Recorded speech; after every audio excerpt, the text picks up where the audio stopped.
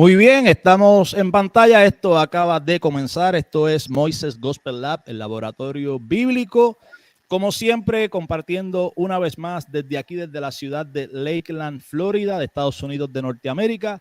Le invitamos a nuestro canal, exhortándole a que se suscriban, que también active la campanita para que reciba una notificación cada vez que estemos compartiendo algún tipo de contenido por aquí, por esta plataforma. Hoy vamos a estar compartiendo un contenido sumamente interesante. Habíamos hecho una publicación previamente a esto a través de la comunidad del canal y aquí pues nos acompaña hoy Leopoldo Orellana, el autor del libro que vamos a estar presentando hoy, El discurso, explorando el discurso sobre el Monte de los Olivos, 7 perspectivas sobre Mateo 24 y 25. Leopoldo, saludos a la audiencia, los puedes saludar y hablarnos un poquito de ti para que la audiencia sepa con quién estamos hablando, el autor del libro que vamos a estar explorando hoy.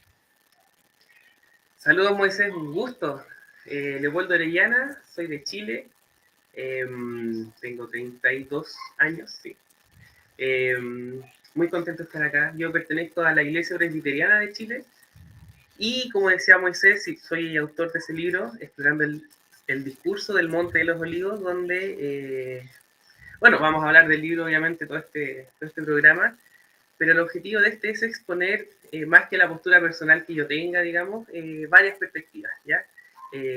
Sin un ánimo de, digamos, de perjudicar o de criticar, sino que meramente expositivo, tratando de rescatar el pensamiento de los diferentes autores respecto a este tema que, digamos, nunca va a dejar de ser interesante de estudiar, nunca va a dejar de ser polémico también, y que es fundamental. Conversábamos con Moisés que la escatología no es algo secundario, el reino, digamos, de Dios, la aparición de Jesús ya es un hecho escatológico en sí, ¿cierto? En la esperanza cumplida del pueblo de Israel. Y sí, es un tema central del cristianismo, digamos, de la narrativa bíblica. Claro que sí, habíamos hablado sobre eso y estamos totalmente de acuerdo. Algunas personas entienden que la escatología queda como un tema secundario, periférico. Yo siempre he dicho que dentro de la escatología hay algunos temas que pueden considerarse periféricos, pero que la escatología en sí misma es fundamental y de vital importancia para comprender también todo lo relacionado a la esencia misma del Evangelio. Así que saludamos a Leopoldo, agradecemos, ¿verdad?, que nos esté acompañando hoy por acá, esté compartiendo con nosotros, presentando su libro, este material a través de nuestro canal, que nos haya regalado la confianza, que nos permita estar compartiendo con él por aquí. Respondió al llamado rápidamente, aunque pues le notificamos con breve tiempo y dijo inmediatamente vamos a estar por allá compartiendo, claro que sí. Así que lo tenemos aquí. Saludamos a las más de 25 personas que se están conectando con nosotros en vivo, también a las personas que puedan estar acercándose a este video, ¿no? A medida que va pues transcurriendo esta transmisión y los que puedan hacerlo de manera diferida. El video queda guardado aquí en el canal y pues muchas personas se acercan a nuestro material luego según sea su conveniencia. Leopoldo, Mateo 24, Mateo 24, Mateo 25. Vamos a estar encaminándote a través de unas cuantas preguntas y luego pues nos gustaría también que desarrolles sobre las diferentes perspectivas y todo esto. Pero yo estoy seguro que el público, así como yo, también quiere conocer por qué Mateo 24, Mateo 25, desde tu perspectiva como autor, cuán importante es el discurso del Monte de los Olivos, lo que leemos en Mateo 24, Mateo 25, para la escatología cristiana, de manera general. Sí, esta pregunta tiene muchas aristas, ¿ya? La primera yo creo que tiene una importancia, digamos, de autoridad, son las palabras de Jesús mismo, ¿ya? Muchas gracias, Cristian, muchas gracias, Cristian. Son las palabras de Jesús respecto a los últimos tiempos, ¿ya? Es súper autoritativo, es un texto relativamente extenso, ¿ya? Apocalipsis, naturalmente, es una revelación también de Jesucristo, tenemos 22 capítulos, mucho más que los 2 capítulos que tenemos acá en Mateo, y el capítulo, digamos, de Marcos, pero son las palabras de Jesús respecto a los últimos tiempos. Claro, no, la Biblia, ¿cierto? Creemos que es igualmente inspirada respecto a los dichos de Pablo, ¿cierto? O de otros apóstoles, ¿cierto? Pero los dichos de Jesús tienen una relevancia, digamos, central. El resto se articula desde los dichos de Jesús. Y en todo tipo del quehacer, digamos, doctrinal, yo creo que las palabras de Cristo mismas son el punto de inicio, por lo menos, ¿ya? De ahí tenemos que empezar a entender el resto. Eso es un punto importante. El otro punto importante es que Mateo 24, sobre todo en la primera mitad, digamos, hasta el versículo 26, está muy en el inconsciente, digamos, popular cristiano, ¿cierto?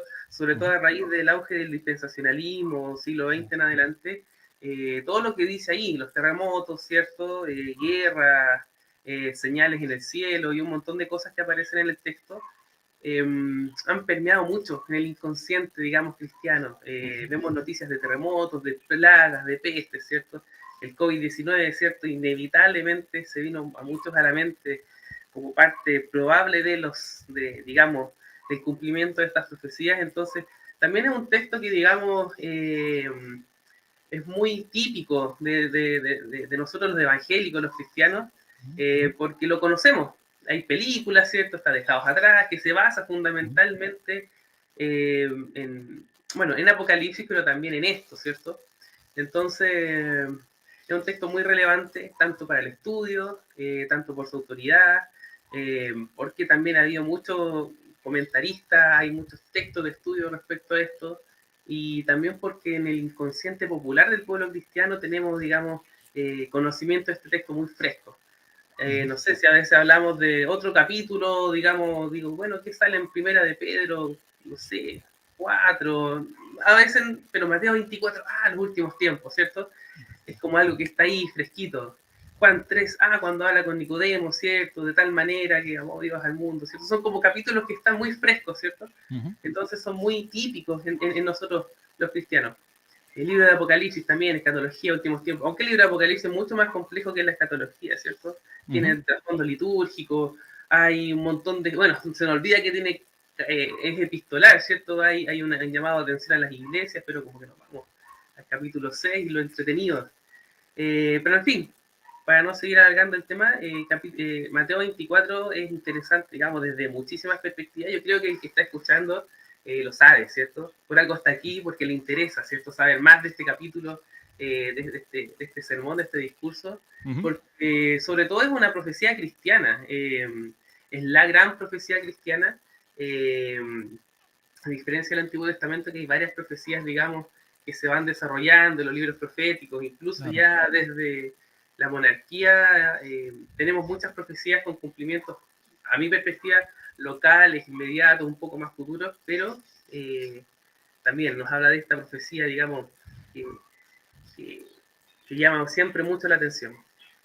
No, claro, sin duda alguna. O sea, yo en ocasiones hablo sobre escatología en el canal y digo que a través del texto bíblico hay diferentes porciones que son donde pues realmente descansan las cargas escatológicas. O sea, si hablamos de escatología, sí, o sea, desde el Antiguo Testamento, diferentes profetas, la restauración de Israel, Jeremías, pero por ejemplo el libro de Daniel. O sea, yo creo que no se puede hablar de escatología sin hablar de Daniel.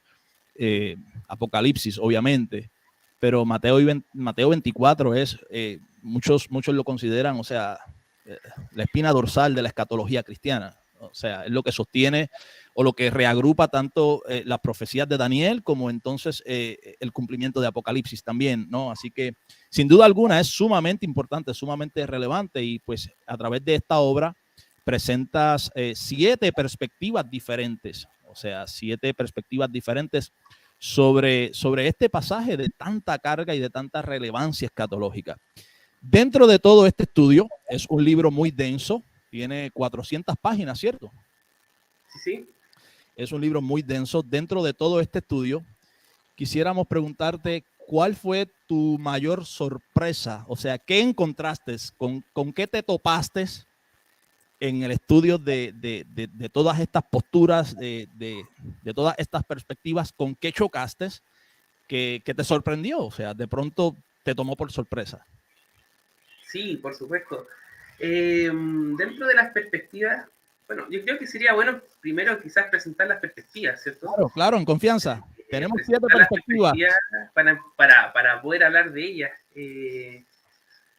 Son 7 perspectivas, como dijimos. La primera perspectiva que se va a topar el lector en el libro es la perspectiva crítica, ¿ya? Esta perspectiva ahonda en el estudio del método histórico crítico. El método histórico crítico es un método de interpretar las escrituras que nos habla de que el texto bíblico se enfatiza mucho en el elemento humano de la escritura. Entonces el elemento divino, ¿cierto? Queda bien relegado, incluso para muchos es inexistente. Es un texto antiguo, es un texto que tiene un valor histórico, ¿cierto? Pero no necesariamente un valor espiritual o una revelación sobrenatural, ¿ya? Entonces, bajo esa premisa se analiza el texto. Hay varios autores en esto. Ahí cité a varios exégetas de este método, que son François Bogon, Ulrich Luz, Joel Marcus, estoy acordando también de Antonio Piñero, Raymond Brown, Sicre, y deben haber más por ahí que se me olvidaron ahora, pero autores que en el fondo plantean que este texto debe leerse a la luz de la historia, ¿ya? De los hechos históricos, del objetivo, y esa perspectiva me sorprendió bastante, si bien la conocía, si bien la manejaba, si bien, digamos, he interactuado mucho con esa perspectiva.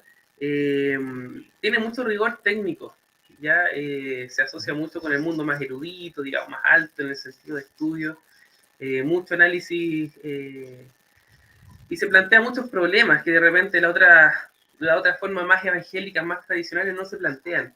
Y es muy interesante. Lo que sí, claramente, ellos, el resultado de la aplicación de este método a este texto es que es una profecía fallida, ya fundamentalmente eso, es una profecía fallida, ¿cierto? Jesús anunció que iba a volver, iba a retornar, ¿cierto? Muestran de que en el texto bíblico, no solamente acá en Mateo 24, sino que en otros textos también del Nuevo Testamento, hay una perspectiva, digamos, de que en la vida de ellos se va a producir este evento. Entonces, ellos son bastante críticos y algunos autores incluso hasta despectivos con esta profecía, ¿cierto? Jesús en el fondo era un falso profeta, era alguien, digamos, que no era quien decía ser, porque falló en su profecía. O sea, si él hubiera anunciado su vuelta y hubiera regresado en esa generación, claro, es un auténtico profeta, es alguien que viene de Dios, pero falló. Entonces, claro, el argumento de Bertrand Russell. Claro, de hecho también lo cito ahí en esa perspectiva. En la introducción, más que nada, porque él no hace un exégesis de Mateo 24, pero sí plantea críticas al cristianismo en parte también en base a eso, ¿cierto? Falló Jesús en su profecía. Entonces, claro, hay autores cristianos que aplican esta perspectiva y ellos buscan una explicación. Bueno, Jesús en su humanidad, ¿cierto? Tenía una expectativa, pero que no se cumplió. Luego, digamos que los apóstoles reinterpretaron esto. Pasaron 40, 50, 60 años y los discípulos, los apóstoles, empezaron a reinterpretar. Claro, vemos que Pedro nos habla de que un día es como 1000 años, entonces de por ahí se toman estos autores para decir de que, claro, hay una reinterpretación, en realidad esto es algo más dilatado, se puede demorar más. La perspectiva crítica siempre se centra en el evangelista, ¿ya? No tanto en la figura de Jesús, sino que en el evangelista, porque para ellos fundamentalmente este discurso es una construcción de los evangelistas, una construcción entre posibles dichos auténticos de Jesús, del Jesús histórico, de ese Jesús, digamos, que la fe transmite, pero no lo transmite, digamos, de una forma histórica, objetiva, sino que lo transmite a la lente de la fe, al lente, digamos, de la expectativa mesiánica. Entonces, claro, esta perspectiva se centra mucho en el evangelista, se centra mucho en las diferencias entre los textos, las incoherencias, las supuestas incoherencias, las diferencias, y es bastante técnico.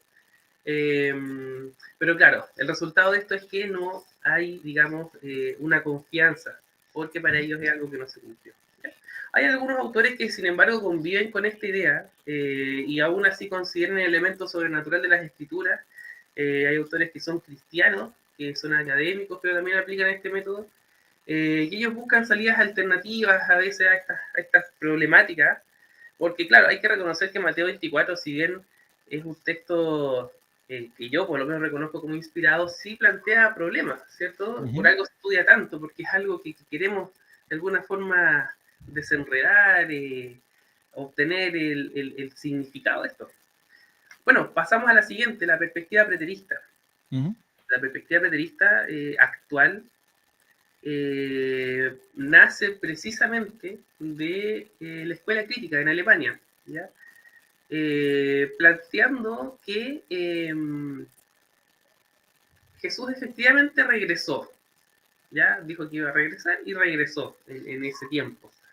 Ahora, claro, el preterismo plantea que ese regreso no es un regreso, digamos, corpóreo, físico, digamos, sino que es un regreso a la manera en que Jehová se manifestaba en el Antiguo Testamento. ¿Ya? Si nos vamos a Éxodo 19, por ejemplo, o en muchos pasajes del Antiguo Testamento, Dios, Jehová, dice que viene, que regresa, que pisará, ¿cierto?, la tierra, y eso en realidad la historia se cumple como una invasión, ¿cierto? Por lo que pasa es que en Deuteronomio y en Éxodo, en Levítico también tenemos varios pasajes que nos hablan que Dios juzga a su pueblo y hay un catálogo de posibles castigos, ¿cierto? Un castigo es que, bueno, la naturaleza va a dejar de dar su fruto, habla de que ya un castigo severo es que un pueblo extranjero venga a invadir, ¿cierto?, al pueblo del pacto, ya, y el castigo mayor es que sean dispersados, ¿cierto?, que la nación de Israel desaparece. Para ellos una vergüenza, su tierra, la tierra de sus padres, ¿cierto? Claro, y el Señor advierte, y vendrá el día del Señor grande y terrible, ¿cierto? Y que lo que ocurría en la realidad es que no, Jehová no descendía del cielo, ¿cierto? Y se manifestaba, sino que un pueblo, ¿cierto?, extranjero llegaba, invadía Israel, y claro, en dos ocasiones ocurrió que hubo una dispersión, ¿ya? Por Nabucodonosor en el reino del sur y por los asirios en el reino del norte. Entonces el preterismo plantea eso, que Jesús, ¿cierto?, se identifica como Dios, ¿cierto? Entonces, como Dios, Él juzga de forma divina. Y ese juicio divino no es una aparición física, sino que es en la gloria, digamos, del Padre, con esa gloria antes de la encarnación. Y eso se traduce en la realidad en la invasión de los romanos a Judea, ¿cierto? Terminan con la destrucción del templo y Jerusalén. Eso ocurre en el año 70 después de Cristo, aproximadamente 40 años después de las profecías de Cristo. Dentro de esa generación, entonces, para el preterismo, claro, es algo que tiene su cierre, digamos, de forma para esta postura, claro, satisfactoria. ¿Ya? Naturalmente, el preterismo deja un montón de otras preguntas, ¿cierto? Un montón de otras interrogantes. ¿Qué pasa con la resurrección? ¿Qué pasa con la expectativa que hay después del retorno de Cristo, ¿cierto? Hay un montón de expectativas que tiene el pueblo cristiano respecto a lo que va a ocurrir o lo que ocurriría después de la segunda venida, ¿cierto? Vemos el último capítulo de Apocalipsis, o sea, que se promete la nueva Jerusalén, ¿cierto? La resurrección. Entonces esos temas que, claro, que aparecen incluso en otros pasajes, ¿ya? Y que este libro no termina de responder, pero sí explico en este libro su perspectiva sobre Mateo 24. Tenemos entonces ahora tres perspectivas que, a ver, este libro tiene 7 perspectivas y ¿de dónde nacen estas perspectivas? De autores, ¿cierto? De exégetas, fundamentalmente de exégetas más que de teólogos, de comentaristas bíblicos. Y aquí viene una variedad gigante de una mezcla, porque cada pasaje va teniendo, en algunos casos, para un autor una opinión, para otro autor otra opinión, y se empieza a dificultar.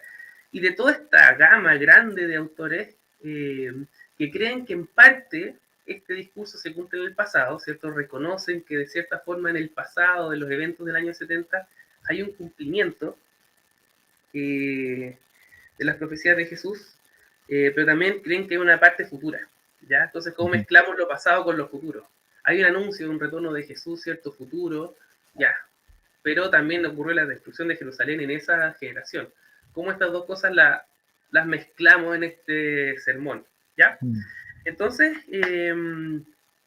acá tenemos, quiero leer cómo se llama esto, digamos, con las mismas palabras que lo tengo en el libro. Tenemos tres perspectivas que les puse: preteristas, futuristas, ¿ya? Porque en parte son preteristas y en parte son futuristas, ¿ya? La primera de estas tres es la prefiguración, ¿ya? Estos autores creen que la destrucción de Jerusalén es un tipo, es una sombra, una figura del evento final escatológico de la era cristiana, ¿ya? Lo plantean así. Hay muchos tipos en la Biblia, eso es innegable. En el libro ahí hago también el trabajo de fundamentar por qué ellos creen eso. Jesús mismo cita las escrituras. Mi forma, por lo menos, de entender esas citas no es que son citas directas, no es que el Antiguo Testamento en muchas ocasiones está hablando directamente de Jesús, está hablando de otras ocasiones, pero que esas tipifican, ¿ya? Lucas nos habla de un pasaje de Oseas que dice: de Israel saqué a mi hijo, ¿cierto? Pero claro, el profeta Oseas se estaba refiriendo a lo que pasó con Israel, ¿cierto? Y eso, o sea, él no estaba anunciando un Mesías que iba a salir de Egipto. Pero en el Nuevo Testamento, claro, se ve esto como una figura, ¿cierto? Jesús es el verdadero Israel, este que sale de Egipto, que cumple la ley perfectamente, ¿cierto? Y Jesús, en el fondo, la vida y el ministerio de Jesús es en sí una representación, una acción como simbólica y típica de Israel, pero perfecto, ¿cierto? Todo lo que Israel cayó, falló, fue tentado, pero sin pecado, ¿cierto? Jesús lo hace, digamos, de forma perfecta, ¿ya? Y así tenemos un montón de pasajes, digamos, que nos hablan de prefiguraciones. Eso es algo que universalmente se reconoce como bíblico. Hebreos también nos habla de forma directa de que la ley, digamos, es una sombra de la obra de Cristo, y hace toda una analogía en el capítulo 10, en el capítulo 7, digamos, de cómo Cristo representa la ley ceremonial, cómo Él es el sacrificio, cómo Él es el sumo sacerdote, ¿cierto? Entonces tenemos un tipo. Y claro, estos autores toman ese argumento, ese hilo conductor bíblico de prefiguraciones, y lo aplican a Mateo 24, ¿cierto? Entonces, conciliamos lo futuro con lo pasado, ¿ya? Otra estrategia, que no es tan mayoritaria, pero sí aparece, es la del cumplimiento progresivo, ¿ya? Entonces, Mateo 24, 25, en el fondo es como una línea de tiempo, desde el año 70 hasta la parucía final, ¿ya? Entonces, cada evento que se va narrando, vamos escalando la historia hasta llegar al momento final. Las guerras, digamos, las persecuciones, van correspondiendo como a cosas que vamos avanzando. Hay un autor que es católico jesuita que se llama Severiano del Páramo. Él es autor del comentario a Mateo del comentario bíblico de los profesores jesuitas. Esto lo sacó Lavac como el año 70, 60, un comentario bien antiguo, y él desarrolla mucho esta postura. Hay otros autores más también que son evangélicos que en parte reconocen una historicidad, pero lo particular de este autor católico es que él desarrolla esto de una forma mucho más coherente, ¿ya? Los autores evangélicos en realidad, en la actualidad, si uno se compra un comentario bíblico y lee ahí, son bastante, digamos, ¿cómo decirlo? Toman de una postura, toman de otra, dependiendo del capítulo, ¿ya? Hoy no está cargando el computador. Ahí sí, empezó a cargar, ya. Claro, pero él es bien consistente en su postura y es bien interesante cómo él va rescatando en la historia, sobre todo en la historia de la iglesia, el cumplimiento de esto, ¿ya? Otra postura preterista futurista es la del discurso dividido. Le puse, bueno, en un principio le había puesto discurso combinado, pero al final opté por discurso dividido porque esta postura fundamentalmente dice que este discurso hasta cierto punto nos habla del pasado y después hay un corte que empieza a hablar del futuro, ¿ya? No es como la primera, que prefigura, ¿cierto? Esto se cumple en el pasado, pero es una sombra del futuro, ¿cierto? Todas estas cosas como que coexisten, ¿ya? La del cumplimiento progresivo nos habla de un continuum, ¿cierto? Del pasado hacia el futuro, pero esta no, pasado y después futuro. Años 70, parucía, los tiempos finales, ¿ya? Y ese corte para los autores modernos, para los autores que son premileniales, digamos, como Sproul, como Gentry, como R.T. Post, Frank, por ejemplo. Postmileniales, creo. Postmileniales. Y Gentry, ajá. sí, ellos son muy, digamos, consistentes en reconocer que el versículo 36 de Mateo 24 es el punto de corte, ¿cierto? El versículo 34 dice que no pasará esta generación hasta que ocurran todas estas cosas, ¿cierto? El versículo 35 dice que el cielo y la tierra pasarán, pero mi palabra no pasará, ¿cierto? Y el versículo 36 dice, pero de aquel día y la hora nadie sabe sino el Padre, ¿cierto? Entonces dicen, bueno, en el 34 nos hablan de que esto va a pasar en esta generación, y después del 36 nos habla de algo que nadie sabe, solamente el Padre, ni siquiera yo sé, sino que el Padre sabe del momento, del día y la hora. Entonces, claro, estos autores argumentan que en ese punto ya empezamos a hablar del futuro, ya no hablamos de hechos históricos. El texto en adelante, claro, se presentan de ahí en adelante varias parábolas, ¿cierto? La parábola de las vírgenes, la analogía con Moisés, ¿cierto? Lo que pasa con Lot, lo del ladrón que va a entrar a la casa, ¿cierto? Y esas parábolas en el fondo estarían apuntando a lo último, no a lo del año 70, ¿cierto? Un abrazo, hermano, los que están escuchando, los que están viendo, un gran abrazo. Me alegra mucho que hayan hermanos que se interesen en la escatología, en estos estudios. Creo que es muy necesario. Así que también un gran saludo.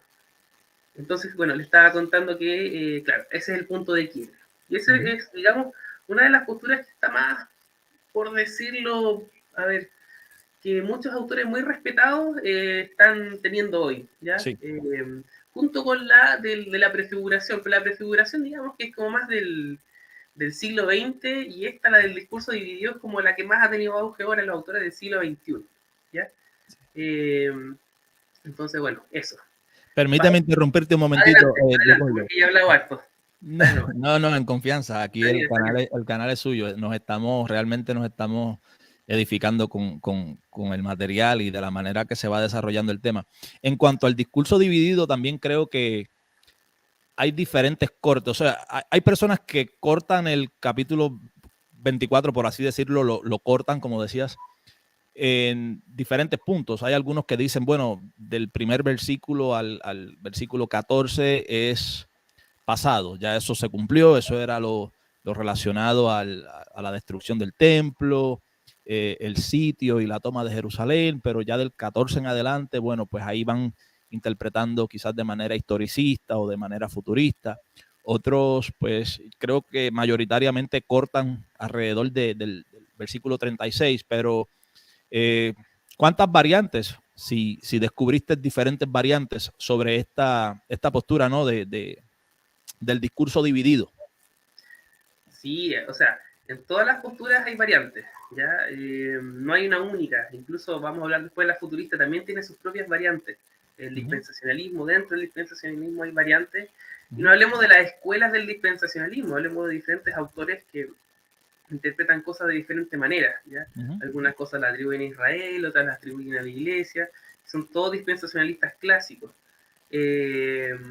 Entonces, siempre dentro de toda esta perspectiva, claro, de manera pura van a haber tantas perspectivas quizás como autores, pero esta es una manera de agruparlo. Hay autores que, por ejemplo, dividen el discurso de una forma que en un versículo es pasado, otro futuro, otro pasado, digamos, que van haciendo, digamos, una separación a lo largo del discurso. Wow. Hay otros autores que, claro, como tú decías, dividen en el versículo 14, que nos habla de que el Evangelio tiene que llegar a todo el mundo, ¿cierto? Y ahí vendrá el fin, entonces, claro, eso es futuro. Hay otros que hablan del versículo 30, 27, cuando se habla de estas señales cósmicas que se van a ver en el cielo digamos, el Hijo del Hombre viéndose en las nubes, en el cielo, acompañando estas señales, entonces, no sé, ya es futuro. Pero, y eso lo voy, digamos, mostrando en el libro, ¿ya? Un saludo, hermano Carlos, que Dios le bendiga. Eso lo voy mostrando en el libro. Mira, en este punto, este autor piensa de que acá ya empezamos con lo futuro, ¿cierto? Pero eso es como un dato anexo, ¿ya? Yo voy, digamos, trabajando con los que dividen el discurso en el versículo 36, pero si hay alguno que en cierto punto cree que es antes, lo rescato, digamos, lo explico, porque la idea es tratar de rescatar. Tengo un montón de comentarios de Mateo, pero muchos comentarios de Mateo en Sí, físico y también en digital, y mucho material también en inglés, porque en realidad hay más en inglés que en español, sin duda hay mucho más en inglés que en español. sí. Y, bueno, no solo de Mateo, sino que de los tres sinópticos, porque los tres sinópticos tenemos este discurso. Entonces, claro, Que tratar precisamente, Leopoldo, me excusa, es que yo no tengo señal para interrumpirte. sí, sí, Eh, adelante. que precisamente esa es una de las razones por las cuales estamos haciendo este video y estamos compartiendo a través de la comunidad del canal diferentes recursos de literatura con relación al tema escatológico en español, sobre todo pues desde el lente que trabajamos, que es preterista, ya sea ortodoxo, en este caso el autor del libro es preterista total, pero el libro en sí no trabaja sobre ningún tipo de preterismo, sino que presenta las diferentes perspectivas sobre Mateo 24 y 25. Entonces, en ese ánimo o en ese deseo de presentar literatura en español, porque yo me he topado con la misma situación. O sea, previo a la programación, estaba enseñándole un comentario que estoy trabajando, que estoy leyendo actualmente sobre Apocalipsis, se lo estaba mostrando a Leopoldo, pero bueno, es de Milton Terry y es en inglés y no existe ese comentario no existe en español. Y estamos chocando con la misma situación. Tenemos necesidad de buena literatura en español. Necesitamos buena literatura en español y yo considero que esta obra que presenta Leopoldo Orellana es necesaria en la biblioteca de todo estudiante de escatología. Mateo 24 es demasiado importante, demasiado relevante para el tema escatológico y pocas veces se puede ver una concentración, un estudio serio, responsable, donde vemos 7 perspectivas sobre Mateo 24 y 25 trabajadas de la manera que la trabaja Leopoldo Orellana en este libro. Así que esa precisamente es una de las razones y de nuestro ánimo y nuestro deseo con esta programación y con la presentación de esta literatura, que las personas puedan buscarlo. Está a través de Amazon, está disponible en formato digital, está ya disponible en pasta blanda, en pasta dura, y de esa manera pues tienen herramientas. Tenemos literatura en español de la cual nos podemos nutrir y ser edificados en este tema que es de suma importancia. Muchas gracias, sí. Y ese también es mi ánimo. Mi ánimo es dejar a disposición esto. Por eso en Amazon el precio mínimo de un Kindle, uno nunca va a encontrar un Kindle a $0,5 porque el mínimo es 99 centavos. Eso es el mínimo, no se puede publicar a menos. La verdad es que yo no gano con esto, no gano nada. Literalmente no gano nada, porque es el precio de impresión el que tengo los libros publicados. Porque claro, el ánimo para mí no es lucrar, digamos, no es hacerme conocido, sino que los hermanos pueden interiorizarse en este texto y entiendan que es muy tedioso hacer un trabajo de investigación. Ya. Yo me demoré mucho haciendo este trabajo, dediqué un montón de horas.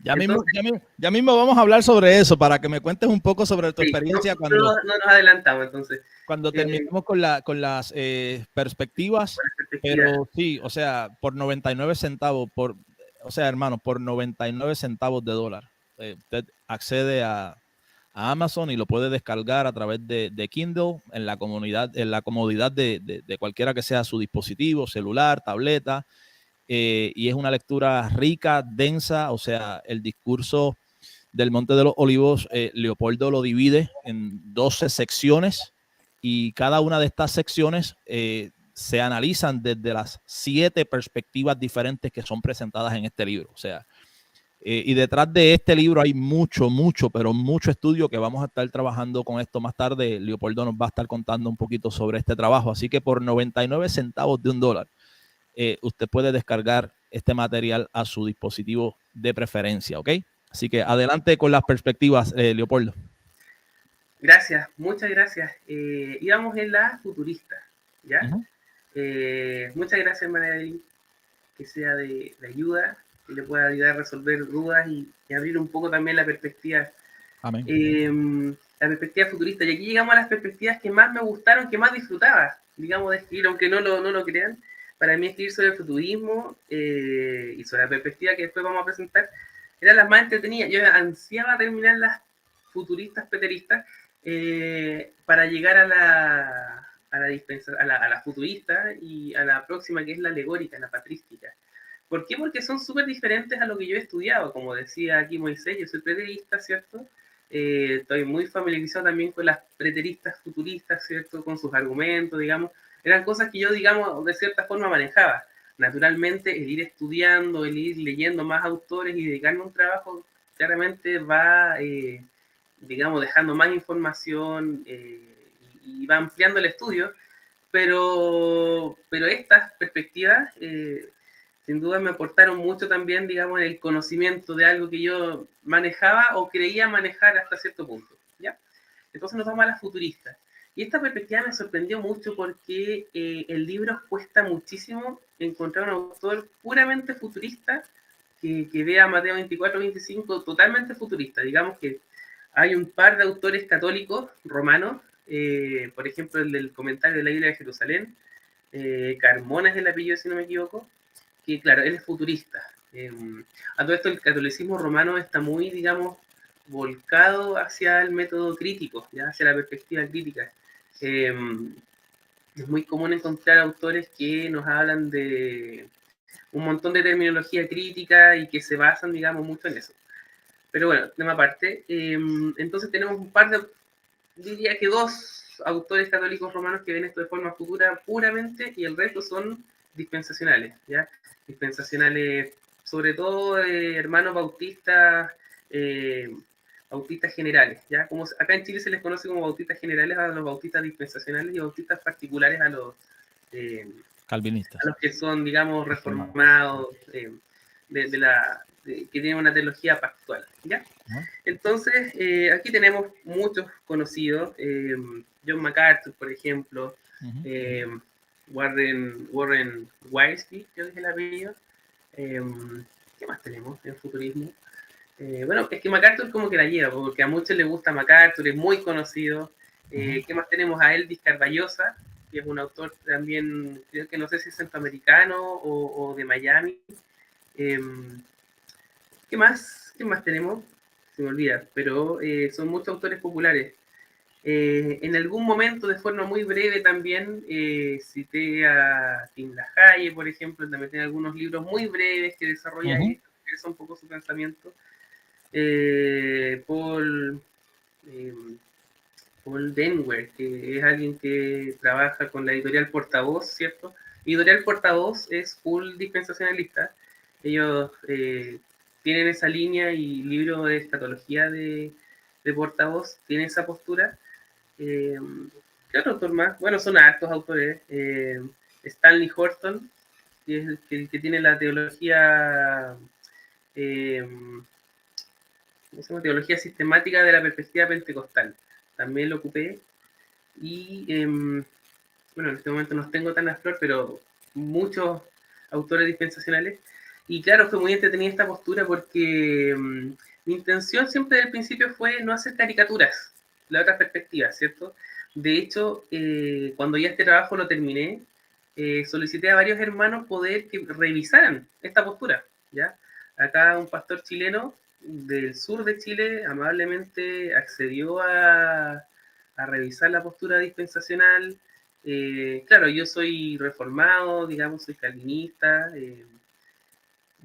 presbiteriano también, y tengo mi terminología, ¿cierto? Pero los dispensacionales ocupan otras terminologías y la idea era no armar una caricatura, sino que la idea era que un dispensacional pueda tomar este texto y sentirse plenamente identificado, como si lo hubiera escrito un autor de los suyos. En mi libro ocupo muchas citas, trato de citar bastante, digamos que el 30-40% del contenido del libro son citas tomadas de un autor, se ponen, digamos, textualmente, se desarrollan, se articulan, se complementan con otras citas, se trata de desarrollar, digamos, la perspectiva, pero tratar de la objetividad es imposible, ¿cierto? Digamos, tratar de ser totalmente objetivo es imposible, pero ese era el objetivo. Pero a pesar de eso, Leopoldo, a pesar de eso, de que muchas veces se nos hace difícil ser plenamente objetivos, Yo creo que acá realmente el Señor te dio una sabiduría terrible porque, y es bien importante que los hermanos entiendan, o sea, Leopoldo acá está presentando 7 perspectivas diferentes sobre el discurso del Monte de los Olivos. Leopoldo no está presentando su perspectiva. Y eso es algo bien difícil, o sea, trabajar privándose uno mismo de inyectarle allí la perspectiva propia, porque, o sea, no es el primer libro que escribes. Por aquí tenemos otro libro que vamos a estar hablando al final del video. Vamos a estar hablando sobre este otro libro. Y fácilmente hubieses vaciado tu perspectiva con relación a Mateo 24 y 25 y listo. Pero no es ese el trabajo que haces. O sea, eh, yo lo veo mucho más noble todavía en el sentido de que con sinceridad estás haciendo un llamado a un estudio exhaustivo de este pasaje, donde tú mismo estás presentando 7 alternativas, 7 posturas diferentes y las planteas sobre la mesa invitando a un mayor estudio. O sea, y eso es, con toda honestidad, digno de aplaudir y tengo que señalarlo. O sea, Leopoldo no está vaciando su perspectiva en este libro. Está presentando 7 perspectivas diferentes con relación a este pasaje. Y realmente es difícil conseguir ese tipo de material, ¿no? Ser objetivos allí, yo creo que Dios, la sabiduría del Señor realmente, porque uno o sea, nuestra humanidad tiende a meterle un poco de lo que nosotros creemos, ¿no? Entonces, pero no es eso lo que van a encontrar allí. Sí, lo ideal hubiera sido tener 7 autores diferentes, ¿cierto? Que piensen, digamos, de una forma y tener esa capacidad de convocatoria, tener autores, no sé, tener a disposición a Carson, por ejemplo, que tiene un comentario Mateo muy bueno, tener a Franz, tener a Sproul, tener a MacArthur, ¿cierto? Y juntarlos a ellos y que armemos este libro, pero no es el caso, ¿cierto? Yo creo que es difícil que alguien pueda convocar a autores tan distintos. Antonio Piñero, ¿cierto? Y juntarlo con MacArthur, revivir a, no sé, a Orígenes, ¿cierto? Y que él también explique Mateo 24. Pero tenemos su registro, ¿cierto? Los autores escriben, ¿cierto? Tienen su pensamiento ahí puesto, entonces traté de ser, digamos, lo más objetivo en eso, tomar esos autores y tratar de entenderlos. Y el dispensacionismo es súper entretenido, es bien complejo, como todos nos imaginamos o conocemos, pero fundamentalmente tiene una forma de hermenéutica que desde la Reforma se le llama que es literal, ¿cierto? El dispensacionalismo es literalista, ellos ven todo el ideal y ellos creen todo de forma literal, ¿cierto? Y eso es una caricatura, ¿ya? Eso es el primer punto que quisiera poner. No es así, no es que ellos vean todo literal. ¿Qué es lo que sucede? Es algo, digamos, es un detalle, pero que es muy importante, y Michael Blach, ¿ya? Eh, Michael Blach lo expone en un libro que tiene muy cortito, que se llama Dispensacionalismo, creo que preguntas comunes o dudas comunes, preguntas frecuentes, algo así. No me acuerdo bien porque está en inglés el título. El tema es que él plantea de que el dispensacionalismo plantea, valga la redundancia, que el Antiguo Testamento se entiende bajo el Antiguo Testamento. O sea, si en el Antiguo Testamento estamos hablando de que Israel va a tener una restauración, va a ser glorificado, digamos, va a ser exaltado sobre las naciones, entonces Israel va a ser glorificado, va a ser exaltado sobre las naciones, porque así lo dice el Antiguo Testamento. ¿Ya? La teología reformada reinterpreta el Antiguo Testamento de forma mucho más profunda a la luz del nuevo que el dispensacionalismo. ¿Ya? El dispensacionalismo sí, naturalmente reinterpreta el Antiguo a la luz del nuevo, ¿cierto? Reconoce naturalmente que la ley ceremonial es una sombra de la obra de Jesús, ¿cierto? Pero también, claro, en el Antiguo Testamento se habla de que estos son estatutos perpetuos, ¿cierto? Que en algún momento perpetuamente se tienen que cumplir, digamos. Entonces el Antiguo Testamento se lee hasta cierto punto, no quiero armar una caricatura, como si fuera solo el Antiguo, y el Nuevo se lee bajo la lógica del Nuevo. Los que somos reformados leemos el Antiguo bajo el Nuevo.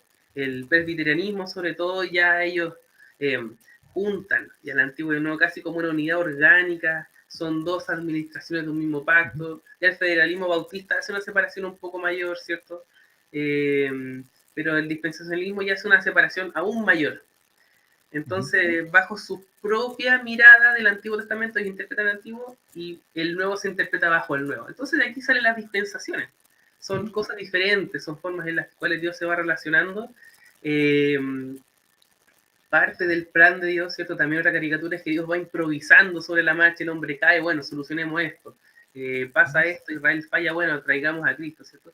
Ellos entienden de que hay una omnisciencia de Dios trascendente en el tiempo y que estas 7 dispensaciones son parte del plan eterno de Dios para la humanidad, ¿cierto? Que Él se va a manifestar de esta manera, ¿ya?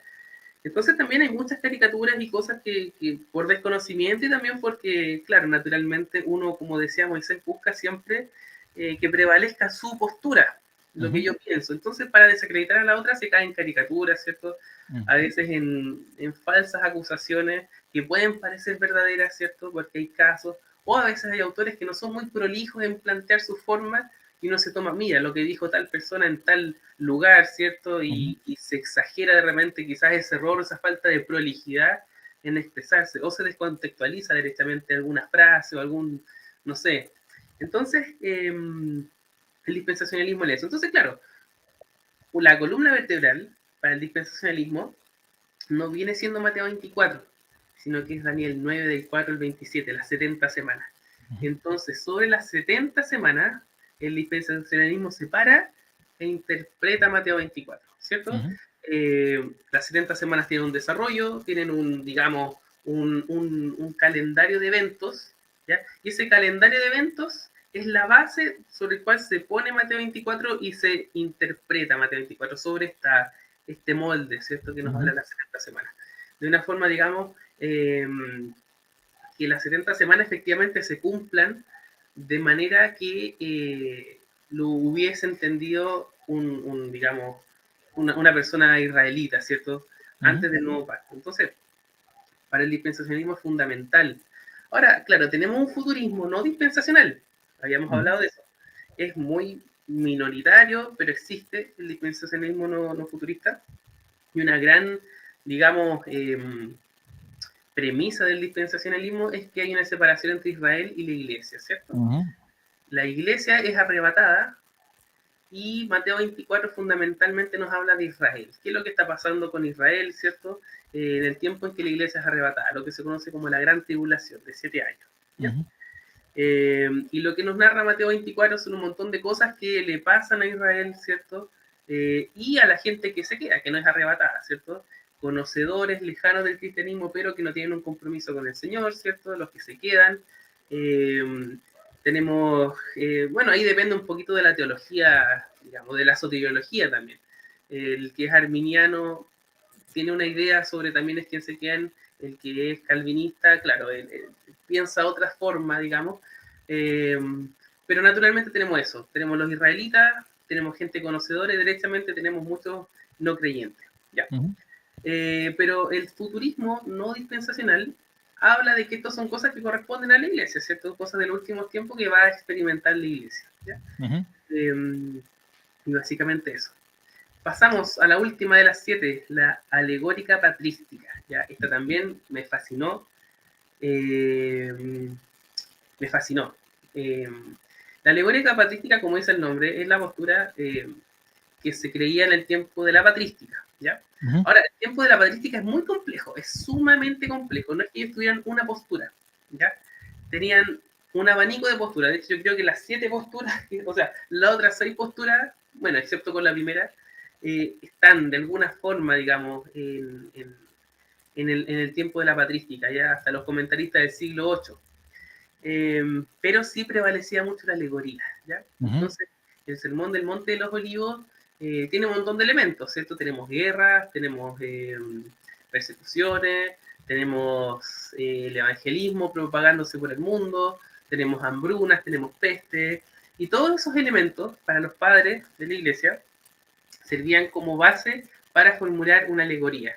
O sea, estamos hablando, por ejemplo, una que me quedó muy marcada, que fue una de las primeras cosas que escribí, Orígenes, ¿cierto? Este autor de la escuela de Alejandría, ¿cierto? Fuertemente alegórico, creía, por ejemplo, que el Monte de los Olivos representaba la iglesia. ¿Por qué el Monte de los Olivos representa la iglesia? Porque tiene olivas, plantas, ¿cierto? Estas plantas a su vez tiran su fruto, que es el olivo, y el olivo sirve para hacer aceite. El aceite se ocupa para las lámparas y las lámparas para iluminar. Entonces, este monte de los olivos es una alegoría de la iglesia porque la iglesia ilumina, ¿cierto? Somos la luz del mundo. Entonces, partiendo por ahí. Y Orígenes, por ejemplo, desarrollaba estos elementos alegóricos, las guerras, ¿cierto? Todas estas cosas, de una manera un desarrollo muy amplio. En las alegorías tenemos alegorías cortas, cuídense de la levadura de los fariseos, ¿cierto? Eso es, digamos, una alegoría corta, una comparación poco desarrollada. Pero también tenemos comparaciones mucho más desarrolladas, por ejemplo, en los evangelios, cuando Jesús nos habla de, por ejemplo, Juan 15, que tenemos la vid y los pámpanos, ¿cierto? Y hace todo un juego, digamos, de un vehículo contra un tenor. Un vehículo, digamos, es el elemento de la vida real, en este caso el pámpano, la vid, ¿cierto? Los frutos, con el tenor, que es el significado. Tenemos acá al Padre, al Hijo y la Iglesia, ¿cierto? Entonces hace todo un desarrollo amplio Jesús, ¿cierto? Una alegoría desde este elemento de la Biblia. De la misma forma los padres también tomaban este texto y desarrollaban una alegoría. Ahora estas alegorías tienen por fin ser pastorales, llevar a Cristo. ¿Ya? Estas alegorías no tienen por propósito, digamos, distorsionar el texto por el gusto de distorsionarlo, tratar de hacer una eisegesis artificial, ¿cierto? Aunque, claro, está muy distante a lo que hoy ocupamos como manera de interpretar la escritura, pero ellos eran como pastores, ¿cierto? El pastor en nuestras congregaciones toma un texto, él conoce que tiene un contexto, y los autores de la patrística también sabían que hay un contexto, sabían que hay un motivo por el cual Jesús, una ocasión por el cual Jesús habla de esto, pero la intención del autor de la patrística era llevar a Cristo mediante que el hombre pudiera alejarse de los vicios e ir detrás de la virtud cristiana, ¿ya? Entonces, guerras, ¿cierto? Tenemos guerras y rumores de guerra. Entonces, estos autores hablan de que, claro, así como hoy podemos ver que dentro de la iglesia hay guerras doctrinales, ¿cierto? Divisiones, de la misma manera Jesús anunció guerras, ¿cierto? Porque nosotros hoy vemos cómo en tal forma, en tal lugar, ¿cierto? Un predicador moderno hasta cierto punto también hace eso. Toma un texto, ¿cierto? De que Pablo, en mi iglesia estamos haciendo una serie de exposiciones sobre los Gálatas, ¿cierto? Y claro, el predicador, como predicador, su responsabilidad también es conectar el texto con el oyente, ¿cierto? Moderno, actual y contemporáneo él. Entonces, claro, ellos mediante la alegoría conectaban con el oyente. En el fondo, esto más que trabajos interpretativos, como se pueden hacer en la actualidad, eran como sermones, ¿cierto? Tenía un fin muy pastoral, y siempre llevando a Cristo, siempre exhortando, digamos, a dejar lo malo en pos de lo bueno. Y de ahí salían un abanico de cosas, ¿ya? Entonces, yo enfaticé en los escritos patrísticos las alegorías que se iban desarrollando. Ahora también rescato las interpretaciones que eran más ligadas a una interpretación, digamos, corriente actual, ¿ya? Desde ahí tenemos prefiguraciones, de ahí tenemos muchos que consideran que este texto en algún momento se dividió, muchos que ven la forma de manera futurista. Yo creo que lo único que estaban de acuerdo los padres era que Jesús iba a volver en algún momento de la historia, futuro para ellos. No habían preteristas totales en ese tiempo. Solo, digamos, eso, en algún momento Jesús va a volver, pero de ahí pasa la interpretación es súper diversa, súper variada, y muy interesante también y muy edificante. Muy edificante leerlos porque son exhortadores. Así que también, para mí fue muy novedoso. Yo conocía interpretaciones alegóricas, pero dedicarse a leer el abanico de, digamos, interpretaciones, tratar de condensarlas, tratar de entenderlas, sí, era algo que yo disfruté mucho. Y lo interesante, Leopoldo, que menciona sobre esta perspectiva, digamos, ¿no? O la escuela patrística, por así decirlo, ¿no? que encuentras variedad allí.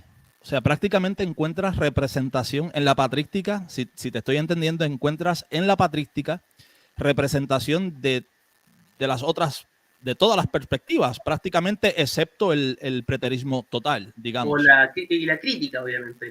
Y la crítica, claro está. Claro. Pero había, digamos, un preterismo prefigurativo, había un preterismo progresivo, había un preterismo de discurso dividido, o sea, toda esta gama, toda esta variedad ya existía en la patrística, ¿no? Sí, por supuesto, por supuesto. Muchas veces pensamos o se nos dice así o lo aprendemos así como que la patrística tenía una postura específica y que la patrística abrazaba una escuela específica con un lente específico escatológico, ¿no? O sea, la patrística era esto o la patrística era aquello.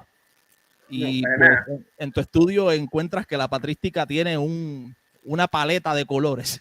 Sí, lo que pasa es que un despropósito intentar buscar escatología al desarrollo actual en la patrística. ¿Por qué? Porque los temas en ese tiempo eran otros.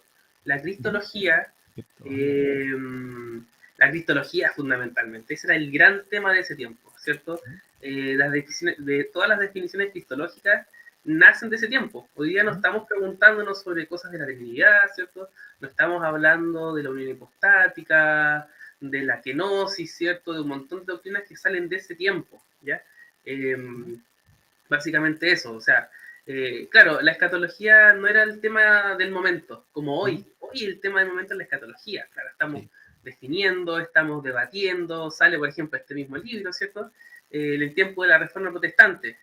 El tema tampoco era la escatología, el tema era la autoridad, podemos hablar de la soteriología. ¿Por qué? Porque claro, la historia nos habla que en ese tiempo la soteriología fue uno de los grandes motivos de la ruptura, ¿cierto? Con la Reforma Protestante. Nos salvamos por obras, ¿cierto? Nos salvamos por la justificación por la fe. Entonces las confesiones de ese tiempo claro. y digamos el material de ese tiempo va a eso. No se devuelve a las definiciones cristológicas, ¿cierto? Sino que desarrolla los temas que en ese tiempo se desarrollan. Lo mismo en la patrística, o sea, hoy no podemos buscar en la patrística un tratado milenial, un tratado premilenial, postmilenialismo. Sí, hay, digamos, de forma aislada, digamos, de forma no tan sistematizada, atisbos, cosas, vestigios de ciertos pensamientos que eran variados, ¿cierto? Hay autores que nos hablan de gente milenial, hay otros que no, ¿cierto? Muchos identificaban este milenio, ¿cierto? En el tiempo de la iglesia, el curso, digamos, presente para ellos, otros veían como la expectativa futura, otros incluso algo como medio pasado, algo como que se estaba cumpliendo, y en fin, pero no podemos buscar un desarrollo escatológico como nos gustaría quizás, hoy, porque el tema era otro en ese tiempo, era la cristología, ¿cierto? Y los desafíos de la iglesia de ese tiempo. Tenemos iglesia, digamos, hasta cierto punto perseguida, iglesia que se está desarrollando, el evangelismo también era muy importante para ellos, porque era una iglesia que estaba expandiendo, ¿cierto? Entonces tenían sus propios temas, y dentro de sus propios temas no estaba la escatología, digamos, al desarrollo que hoy está, ¿cierto? Sí habían, por ejemplo, hay autores que comentan estos capítulos que son escatológicos, pero no con la, digamos, con el sentido que hoy se le busca, digamos. Bueno, entonces eso con las perspectivas, ¿cierto? Y digamos, lo que hay interesante en ellas. Hoy tenemos mucho más recursos también. Bueno, acaba de presentarse las 7 perspectivas. Leo ha trabajado de manera progresiva, cronológica, ¿verdad? A través de lo que ha estado compartiendo con nosotros, las diferentes perspectivas que presenta en su libro Explorando el discurso del Monte de los Olivos, 7 perspectivas, Mateo 24 y 25. Leopoldo, vamos aproximadamente, estamos ya alrededor de la hora, no pretendo tampoco tenerte por acá toda la noche. Vamos a preguntarte algunas cositas más para que pues compartamos con la audiencia. Si hay alguna pregunta de parte de la audiencia con relación a lo que hemos estado trabajando hoy por acá, creo que alguna persona comentó sobre las diferentes fuentes o qué fuentes podemos encontrar en esta lectura. Quiero que más adelante me contestes eso, pero habíamos dejado una pregunta en el aire. ¿Cuál fue tu mayor sorpresa en el desarrollo? ¿Qué te encontraste en todo este estudio? que te sorprendió de pronto. O sea, con todo el estudio que tienes, a mí me consta que eres una persona sumamente estudiosa, una biblioteca amplia sobre escatología, sobre todo, aún dentro de todo el conocimiento que ya pues a través de los años y el estudio has adquirido, ¿qué de pronto te sorprendió? Sí, me sorprendió, como te contaba, estudiar sobre las posturas más alejadas de lo que yo estaba acostumbrado, ¿cierto? Ya me había tocado interactuar con las posturas preteristas, futuristas, ¿cierto? Con la preterista también. Pero, por ejemplo, la postura crítica para mí también me pareció súper interesante. Nos da otra mirada de las escrituras, ¿cierto? Nosotros a veces somos muy metidos en nuestro mundo y nos cuesta abrirnos al resto, ¿ya? Entonces la postura crítica, esta postura más erudita, digamos, que tiene como más prestigio en el campo más académico, histórico, sí es muy enriquecedora. Recomiendo leerla, digamos, cuando hay una madurez espiritual, ¿cierto? Porque plantea muchas cosas que a lo mejor al que está recién empezando y quiere, digamos, introducirse en este mundo, digamos, porque llama la atención, es más erudito, más alto, hay un montón de críticas, hoy un bombardeo de críticas al texto. Antonio Piñero, por ejemplo, él es agnóstico y él escribió un comentario completo al Nuevo Testamento, lo tengo ahí en físico, es grandote, y para él todo, digamos, argumenta por qué todo esto, digamos, es falso, es espurio. Es interesante también conocer esa forma, digamos, enfrentarse a la crítica del texto y estar preparados también. Creo que es súper importante tener esas herramientas, tener ese conocimiento. Claro, difícilmente, esto no tiene mucho fin práctico en realidad, porque en la calle o en la labor evangelística con los colegas, digamos, difícilmente te va a tocar alguien que te bombardee con estas críticas. Muchos con suerte conocen la Biblia algo, entonces no te van a citar un texto, mira, este texto es espurio porque se repite la palabra griega no sé cuánto, entonces esto no es mateano, parece más posterior, ¿cierto? Son argumentos bien rebuscados, digamos, no rebuscados, pero digamos muy ya de alguien muy erudito. Pero es muy interesante, hay mucho análisis textual muy interesante y también aprendí mucho y digamos fue de todas formas muy enriquecedor y me ayudó mucho a crecer. La postura futurista, sí, está alejada totalmente de lo que yo creo, pero me permitió entender el futurismo, digamos, es lo corriente, digamos, en las iglesias, es lo que se respira, digamos, en la iglesia evangélica. Quienes somos cristianos y tenemos familiares cristianos, tenemos una tía, un primo, alguien conocidos, hermanos que de antes que queremos mucho y son futuristas, dispensacionales, ¿cierto? Entonces creo que es muy importante entender sus fundamentos. Son nuestros hermanos, yo los considero mis hermanos, ¿cierto? Claro. Hermanos, ninguna distinción, ¿cierto? Para mí son hermanos en Cristo, a pesar de que tienen muchos una teología diferente, una visión de los dones espirituales diferente, muchos, pero para mí la justificación es en Cristo, en la fe en Cristo, ¿cierto? Y no por la ortodoxia necesariamente, una ortodoxia, digamos, tan refinada, ¿ya? Entonces, claro, en estos temas es importantísimo conocerlos, no armarse caricaturas y entender que el dispensacionalismo es una forma, a mi juicio, válida de entender el texto. Tiene sus fundamentos, lo aplican de forma consistente y me sorprendió mucho que, por ejemplo, Elvis Carballosa es bien, digamos, bien serio en su estudio. Samuel Pérez Millos también tiene un comentario a Mateo, muchos lo conocen, que es gigante, y toda su serie del Nuevo Testamento también es enorme, y hay mucho trabajo. Y él es dispensacionalista, ¿cierto? Piensa que, claro, que esto se refiere a Israel, no a la iglesia, porque tiene un fundamento detrás, ¿cierto? Que lo lleva a esas conclusiones. Y también, naturalmente, como está en el texto griego, digamos, es enorme y hay mucho trabajo erudito, entonces también se merece mínimo la oportunidad de que se lea, digamos, y que se estudie. ¿Ya? Sí, Y claro, también, es que sí, adelante. son rígidos en su sistema y pues tratando de ser consistentes con su propio sistema, llegan a esas conclusiones, ¿no? Y como decías previamente, no quiere decir para nada que no sean nuestros hermanos en Cristo o demás. Yo creo que este libro de plano es una invitación al estudio. O sea, yo siempre digo por acá que con yo, de alguna manera, promover el estudio bíblico y motivar a las personas que comparten conmigo por aquí no a convencerlos de nada, sino que de alguna manera se sientan motivados a decir, ¿sabes qué? Yo voy a estudiar esto un poco más a fondo. Ya con eso yo me doy por bien servido. Ya se cumple mi propósito. Y pues sí, en lugar de muchas veces caemos, yo creo que todos en algún momento hemos pecado de eso, de levantar una caricatura o utilizar, digamos, una cita de Scofield y utilizarla como para decir, bueno, los dispensacionalistas creen esto, cuando en realidad actualmente prácticamente nadie se adhiere a aquel dispensacionalismo que planteaba Scofield hace muchísimos años atrás, ¿no?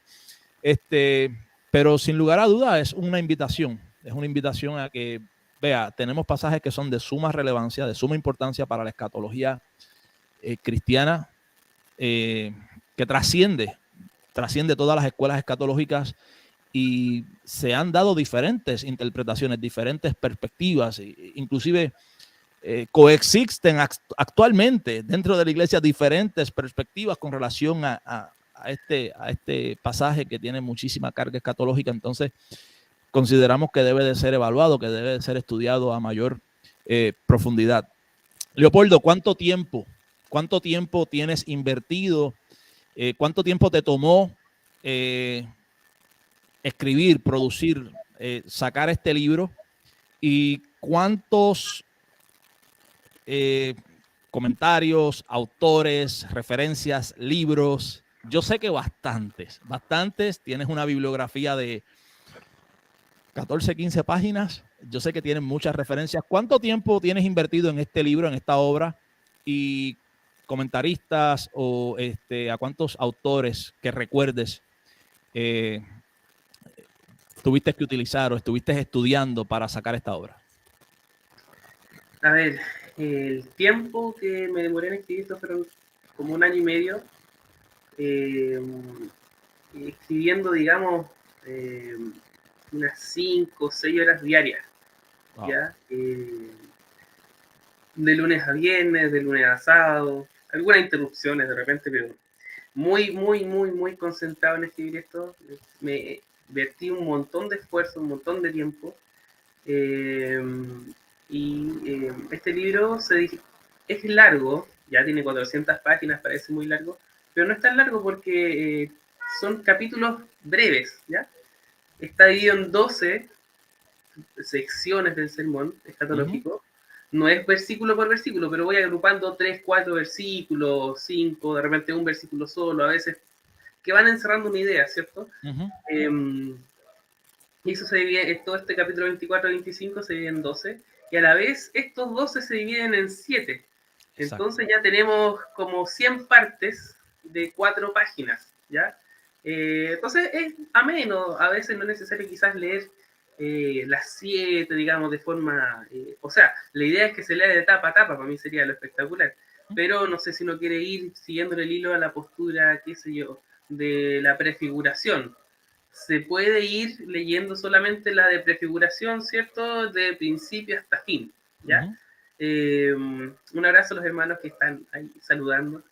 Me da un gusto saber de que hay gente que está interesada en esto, de que lo está leyendo, porque en el fondo, para eso que hice este esfuerzo, para ustedes, los que están leyendo y que están disfrutando de esto. Así que para mí de verdad me es gratificante. Ya escuchen, hermanos, o sea, por 99 centavos usted está adquiriendo una obra que al hermano Leopoldo le tomó año y medio producirla, en ocasiones tomando 5 o 6 horas al día. O sea, no en ocasiones, 5 o 6 horas, digamos, de forma constante. De forma constante. Aquí hay mucho trabajo. ¿Cuántos autores? Si de pronto tienes una cifra, la bibliografía es grandísima. Tú tienes muchas referencias. Dices que un 30% del contenido del libro prácticamente son citas. Entonces, estuviste en contacto con mucho material para poder producir esto. Sí, naturalmente, porque son posturas que no nacen de mí. Entonces no puedo yo inventar estas posturas y escribirlas, digamos, a mi forma. Hay autores que, claro, se explayan y expresan sus ideas en un libro, pero yo estoy expresando las ideas de otros en un libro. Entonces necesariamente tiene que tener mucha bibliografía. Y como son 7 perspectivas distintas, por ejemplo, la perspectiva patrística es una colección de una época. Entonces también hay mucho material solo en esa, ¿ya? Porque hay que recolectar un montón de material de autores de varios siglos y tratar de condensar toda esa idea, sacar, digamos, lo más representativo e irlo exponiendo, ¿ya? Cantidad de autores, no sé, en realidad no tengo la cuenta, tendría que contar, tengo la bibliografía, como dices, son como 14 páginas de bibliografía, tendría que contarlos, pero hay muchos. Pero es que, claro, hay autores que ocupé, digamos, 3 veces en todo el libro y hay algunos que los fui, digamos, ocupando de principio a fin, ¿ya? Y esos que fui ocupando de principio a fin serían aproximadamente unos 5 o 6 por perspectiva, ¿ya? Wow. Entonces son 5 por 7, tenemos 35 más o menos autores que van, digamos, de principio a fin. Hay otros más, muchos más, que a veces se toma para una cita, para un, digamos, una acotación, digamos, particular. Entonces sí, y claro, esos libros, muchos, como decía Moisés, están en inglés, mayor parte están en inglés. Sobre todo lo de las perspectivas más actuales, por ejemplo, de discurso dividido, prefiguración también. Preterismo no existe en español directamente. De la perspectiva crítica, sí hay varios autores en español. De hecho, creo que no tomé ninguno en inglés. Y eso, sí, muchos autores, porque claro, como decía, la idea es hablar de lo que otros dicen, no lo que yo digo, entonces es necesario tener ese soporte bibliográfico. Ya. ¿Cuál te dio más trabajo? O sea, ya me dices, disfrutaste bastante los polos opuestos, o sea, aquellas escuelas que no conocías tanto, quizás. Trabajo, o sea, no necesariamente porque roza o choca con tu perspectiva, sino porque hay poco material, porque tiene que ser muy rebuscado, por lo que haya sido. ¿Cuál de estas perspectivas te dio más trabajo? A ver, por la cantidad de material, yo creo que ninguna, porque me armé de mucho material antes de escribir. Yo creo que, a ver, las perspectivas, las 3 preteristas futuristas me dieron mucho trabajo al principio, porque fue un tremendo desafío poder catalogarlas, ¿cierto? Tenemos cosas futuras, cosas pasadas y un montón de autores que las mezclan, cada uno a su forma. Entonces, leer muchos de ellos y tratar de esa madeja desenredar y, digamos, exponer, entender la lógica de ellos y poder clasificarlos. Y creo que eso al principio me da mucho trabajo, clasificarla. El futurismo, digamos, es algo que corre solo, aparte, digamos, no se mezcla mucho con el resto, está bien definido, bien. La postura alegórica, también, bien definida, digamos, está ahí. La postura crítica, también, la postura crítica son ellos, digamos, bien definidos. El preterismo yo creo que también, aunque claro, pero digamos que claro, el preterismo está como también en su lugar, pero las otras perspectivas que mezclan el preterismo y el futurismo, sí, al principio me dio muchísimo trabajo poder clasificarlas. De hecho, tenía más posturas. Hay hermanos que, por ejemplo, exégetas que toman un versículo, lo creen futuro, otro versículo lo creen pasado, ¿cierto? Y hacen como una navegación entre el futuro y el pasado a lo largo de todo el texto, y entre medio se meten al presente. Muchos de estos autores que yo cito, en algún momento usan la prefiguración, pero después en otro momento se van al cumplimiento histórico, después en algún momento cortan el discurso, ¿cierto? Sí. Entonces también ir desenredando eso, y muchos autores los ocupan más de una postura, ¿ya? Muchos autores lo ocupan más de una postura, porque en algún momento, claro, este versículo lo comentan de tal manera, y este otro versículo lo comentan de esta otra forma, ¿cierto? Ya. Entonces, sí, eso fue complejo, ya fue complejo desenredar eso. Y creo que eso es lo que más prevalece al día de hoy. ¿Sabes qué me sorprendió, Leopoldo? O sea, posiblemente porque venimos de de trasfondos diferentes. O sea, yo vengo del dispensacionalismo futurista, y pues lo único que yo conocía básicamente era este futurismo desde la perspectiva dispensacionalista, ¿no? Desde el paradigma dispensacionalista, donde pues la iglesia es raptada y ahí es que comienza, ¿verdad? Pues esta semana 70 de Daniel que ha estado en pausa, ahí es que comienza el periodo de la gran tribulación y todo esto que se lee en Mateo 24, a excepción de la destrucción del templo, comienza en un periodo futuro, estos supuestos 7 años en un futuro. Pues esto es lo que yo conocía, ¿no? El paradigma dispensacionalista futurista. Y pues muchas veces se habla de la existencia de otras posturas, pero por lo general en el dispensacionalismo hemos hablado de esto y precisamente por acá por el canal yo lo he comentado.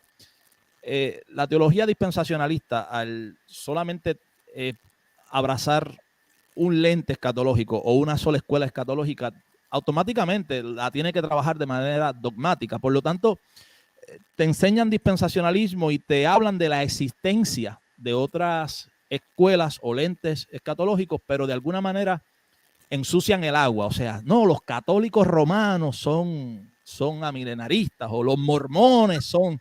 Entonces, imagínate, uno es cristiano, uno dice, yo no quiero creer lo mismo que creen los mormones o lo mismo que creen los testigos de Jehová. Entonces uno abunda o estudia muy poco con relación a otras perspectivas.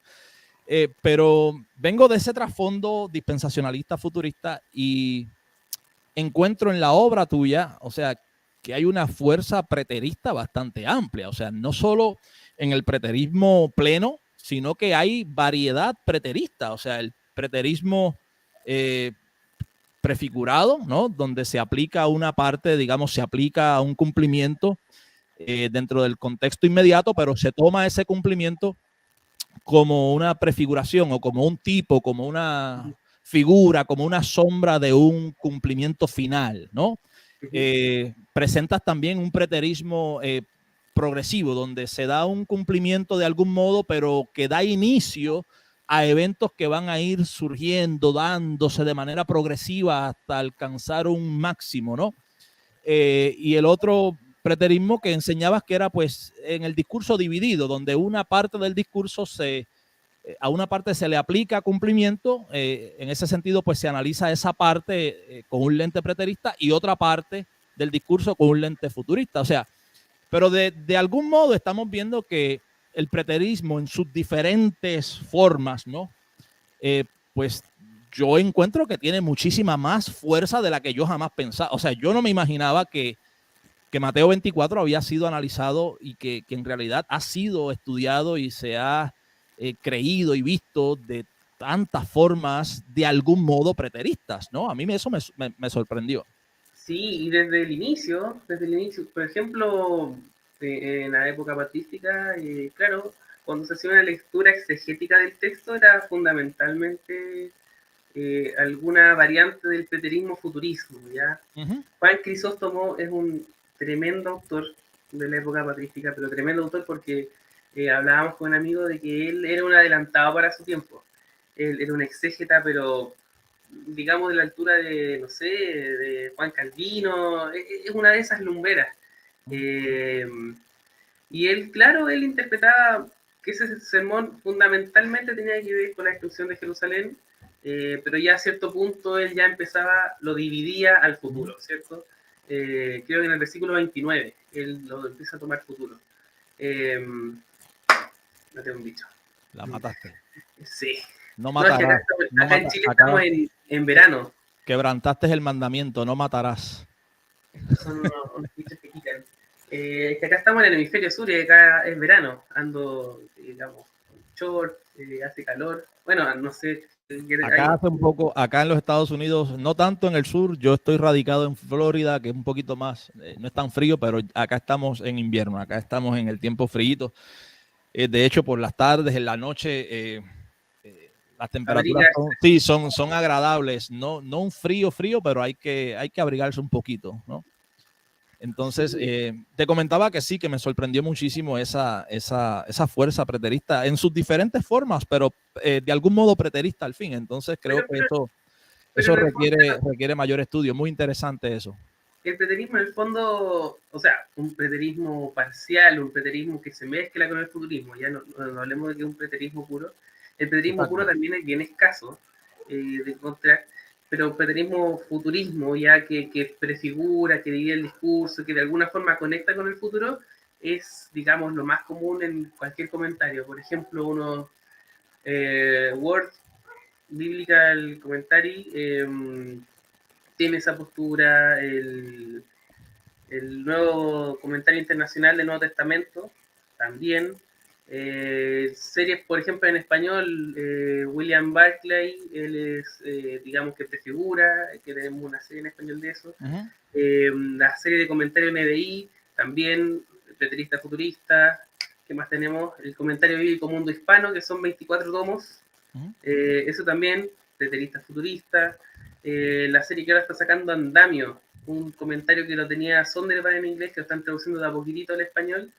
Eh, También, preterista, futurista y así. O sea, el futurismo, como te decía, lo encontramos fundamentalmente en los autores dispensacionales Claro. conocidos, digamos, a nivel popular, por ejemplo, John MacArthur, tenemos a Samuel Pérez Millo, que ellos son futuristas, digamos, Sí, pero el o sea, resto... el futurismo no requiere promoción. La iglesia evangélica, yo digo que prácticamente de manera general, automáticamente, Sí, sí, sí. ahora, ¿no? La era moderna es futurista. O sea, usted actualmente, lamentablemente, yo creo que hay algunas personas también que eh, toman cualquier noticia, cualquier reportaje de una guerra, un Sí, eso es lo conflicto, más común. una baja en la economía mundial, Sí. cualquier situación y Mateo 24, o sea, regresamos a Mateo 24, lo aplicamos para todo. No sé cómo agradecerte tu tiempo, Leopoldo. Tengo 3 preguntas más Adelante, y, no tengo ningún y, problema en responderlas. Así que, y te dejo ir por hoy. Quiero portarme bien para que me aceptes una futura invitación para tenerte nuevamente por acá. Sí, que 3 preguntitas más. Ok, ¿qué buscas? ¿Cuál es tu deseo con este libro? O sea, cuando entregas el libro y le pides en oración al Señor, ¿cuál es tu deseo con este libro? sí, mira, mi deseo, mi concepción de la iglesia es que es muy amplia, es muy ancha, ¿ya?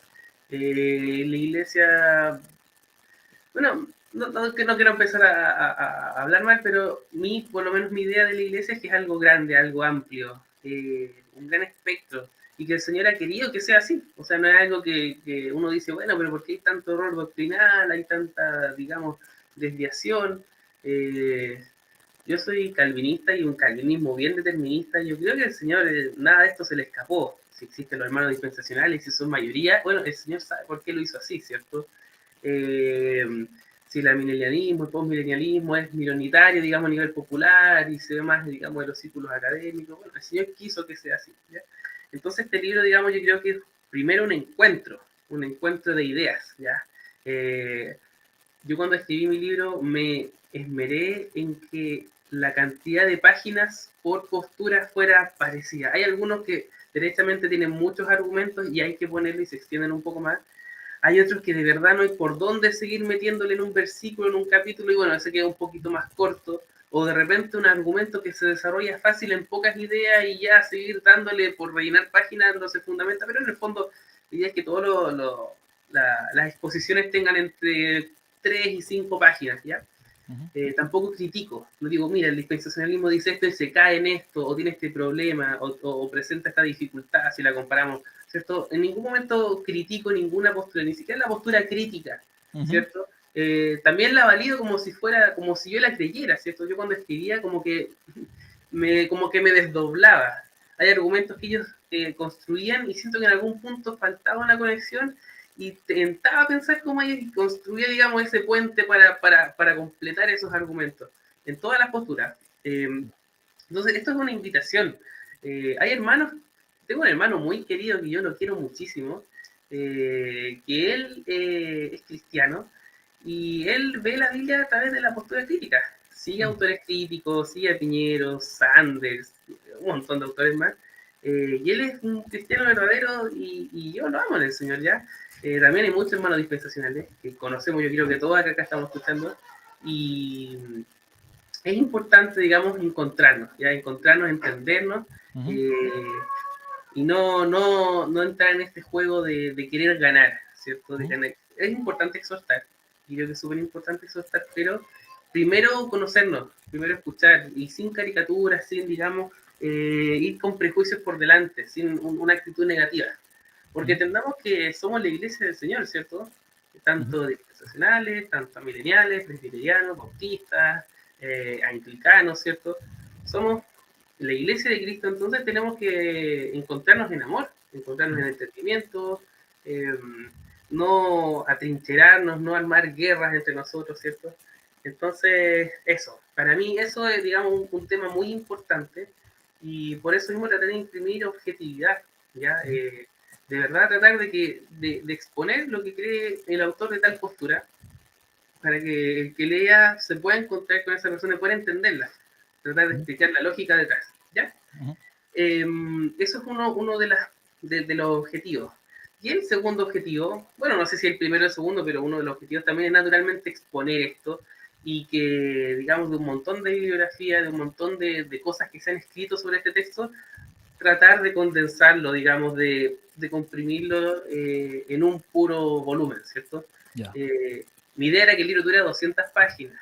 Ese era mi No, objetivo, pero no se pudo y tuve de hecho, que, se extendió lo que tuvo que extender, pero bueno, de todas maneras, traté de no, de irme, digamos, midiendo, porque claro, hay un alto de libros que se meten ahí y yo puedo, digamos, alargar esto a 800 páginas fácilmente, pero la idea no era eso, tratar de presentarlo, de exponer, explorar el discurso del Monte de los Olivos, no, digamos, resolverlo, no, digamos, dar una exposición exhaustiva tan profunda, pero sí, digamos, presentar.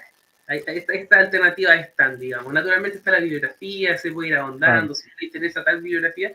Y en la bibliografía, disculpa, pongo al final la bibliografía que ocupo, pero también le pongo qué es autor. Si es que es crítico, si este autor no sé, prefiguración, si es de la patrística, ¿cierto? Entonces, quien quiera ya profundizar, que es la idea, ojalá se dé, vaya a esos autores, ¿cierto? Me llamó mucho la atención esta perspectiva, voy a estos autores y voy a tratar de investigar un poco más, ¿cierto? Yo tienen mucho más que decir de lo que yo expongo ahí. Entonces, esa es la idea, o sea, acercar este texto y su diversidad interpretativa al lector y que el lector, digamos, eh, digamos pueda conocerla, ¿cierto? Excelente, ¿no? Yo creo que con 400 páginas todavía hiciste un trabajo fenomenal en la condensación de todo lo que tú trabajas. O sea, con toda honestidad, a los hermanos que nos escuchan y estamos recomendando esta obra, les pedimos que se tomen un minuto de su tiempo y lo descarguen digitalmente a través de Amazon, Kindle, en cualquiera que sea su dispositivo. Estaría llevándose un material que es de suma importancia. O sea, esto yo creo que este libro en particular es necesario en la biblioteca de cualquier estudiante de teología que tenga algún tipo de interés por el tema escatológico, sobre todo lo concerniente a Mateo 24 y 25, que es uno de los pasajes bíblicos de mayor carga y relevancia escatológica. Lo que usted se está llevando es más de un año de estudio, de dedicación. Se está llevando un condensado de muchísimos autores presentando 7 perspectivas diferentes.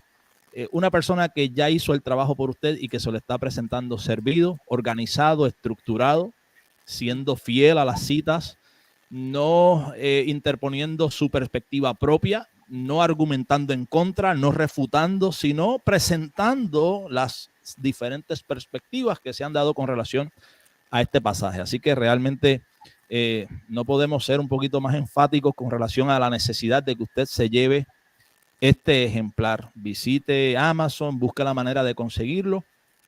Es de suma importancia. Leopoldo, penúltima pregunta. ¿Consideras un trabajo futuro sobre este mismo pasaje desde una perspectiva personal? ¿Y cuáles son las obras que tienes pendientes, si tienes algunos otros trabajos pendientes, proyectos que quieres desarrollar. Esta es tu segunda obra. Tienes por aquí también esta otra obra que tengo aquí en la mano. Esta fue la primera, El Apocalipsis de los Judíos, de Leopoldo Orellana también. Luego vamos a hablar, es un libro sumamente grande. Leopoldo no sabe escribir libros pequeños. Este es más grande todavía. Este tiene 500 y tantas de páginas. Cuéntanos, ¿te gustaría trabajar Mateo 24, 25 desde la perspectiva suya personal? ¿Algún otro tema? Quizás el anticristo, las 70 semanas, no sé. Cuéntanos con relación a esto. Y por último, te tengo una pregunta más. Sí, mira, en el libro, aparte de las 7 perspectivas, aparte del análisis del texto, cada capítulo tiene un excurso, ¿ya? Creo que un excurso es como una nota, ¿ya? También tienen como alrededor de 5 páginas cada una, que nos muestran, digamos, algo más allá, ¿cierto? En el excurso hablo de las 70 semanas, ¿cierto? Aparte de lo que es Mateo 24, como lo del dispensacionalismo, un breve análisis del texto griego, o sea, del texto hebreo, ¿cierto? Yo me manejo muchísimo más en hebreo que en griego, a pesar de que estudio el Nuevo Testamento, pero me gusta el hebreo bíblico, me encanta. De hecho, acá atrás tengo, no sé si se alcanza a ver, un cuadrito que está en hebreo, que es el Salmo 8. A mí me encanta el Antiguo Testamento. Aunque escribo del Nuevo, el Antiguo Testamento es lo que a mí me encanta. ¿Qué más cursos sobre...? Por ejemplo, hay un autor que es... ahí se me olvida, es anglicano. No, es luterano. Sí, es luterano de los Comentarios Concordia. Que él ve Mateo 24 como un anticipo de la crucifixión. ¿Ya? Entiende que Mateo 24 en realidad sí está hablando de los tiempos finales, pero también Jesús está como haciendo una prefiguración de su muerte, su resurrección en todos los eventos que se van viendo ahí, y me pareció súper interesante. También hago unas notas sobre lo que es la perspectiva crítica, lo que es el Jesús histórico, el desarrollo de la teoría del pequeño apocalipsis, ¿cierto? Es una teoría que nace desde la crítica, que nos habla de que Mateo 24 en el fondo es un añadido. Está el Evangelio, ¿cierto? Y Mateo 24, o sea, fundamentalmente Marcos 13, es un tema aparte que se incluyó como un anexo que rompe con la narrativa de Marcos, ¿cierto? Y se incluye Mateo 24, que esto respondería con expectativas mesiánicas, ¿cierto? Y que esto es algo no de Jesús, sino que algo que se incluye, digamos, pero con material cristiano posterior, ¿ya? Una teoría que tuvo su desarrollo bajo la crítica, ¿cierto? Voy exponiendo, digamos, los argumentos de ello. También hago notas sobre el preterismo, ¿cierto? Porque, claro, hablamos de que el preterismo entiende la segunda venida en el pasado, pero hay otras respuestas que quedan como en el aire, ¿cierto? Bueno, ¿y de qué se trata esto, ¿cierto? Entonces, hago alguna nota sobre el preterismo, hago un condensado también sobre la escatología dispensacional en alguno de los discursos, ¿cierto? Hago también una cronología sobre la caída de Jerusalén, los eventos con fechas, días, ¿cierto? Tal día pasó esto, este otro fue Jerusalén cayendo de a poco. No es que cayó, Jerusalén llegó a los romanos, como el chasquido de Thanos, ¿cierto? Que cae Jerusalén. Tienen que buscarlo, tienen que comprarlo. El autor les está regalando demasiada información. Tienen que buscarlo, tienen que leerlo. Realmente es denso, es un libro, o sea, yo lo compré. Yo le decía a Leopoldo, yo creo que yo fui de esas primeras personas que lo compró. Y en formato digital, o sea, uno lo descarga y bueno, está en físico. Ya salió en físico. Yo no pero sí. Ya vi que salió en físico, pasta blanda y pasta dura.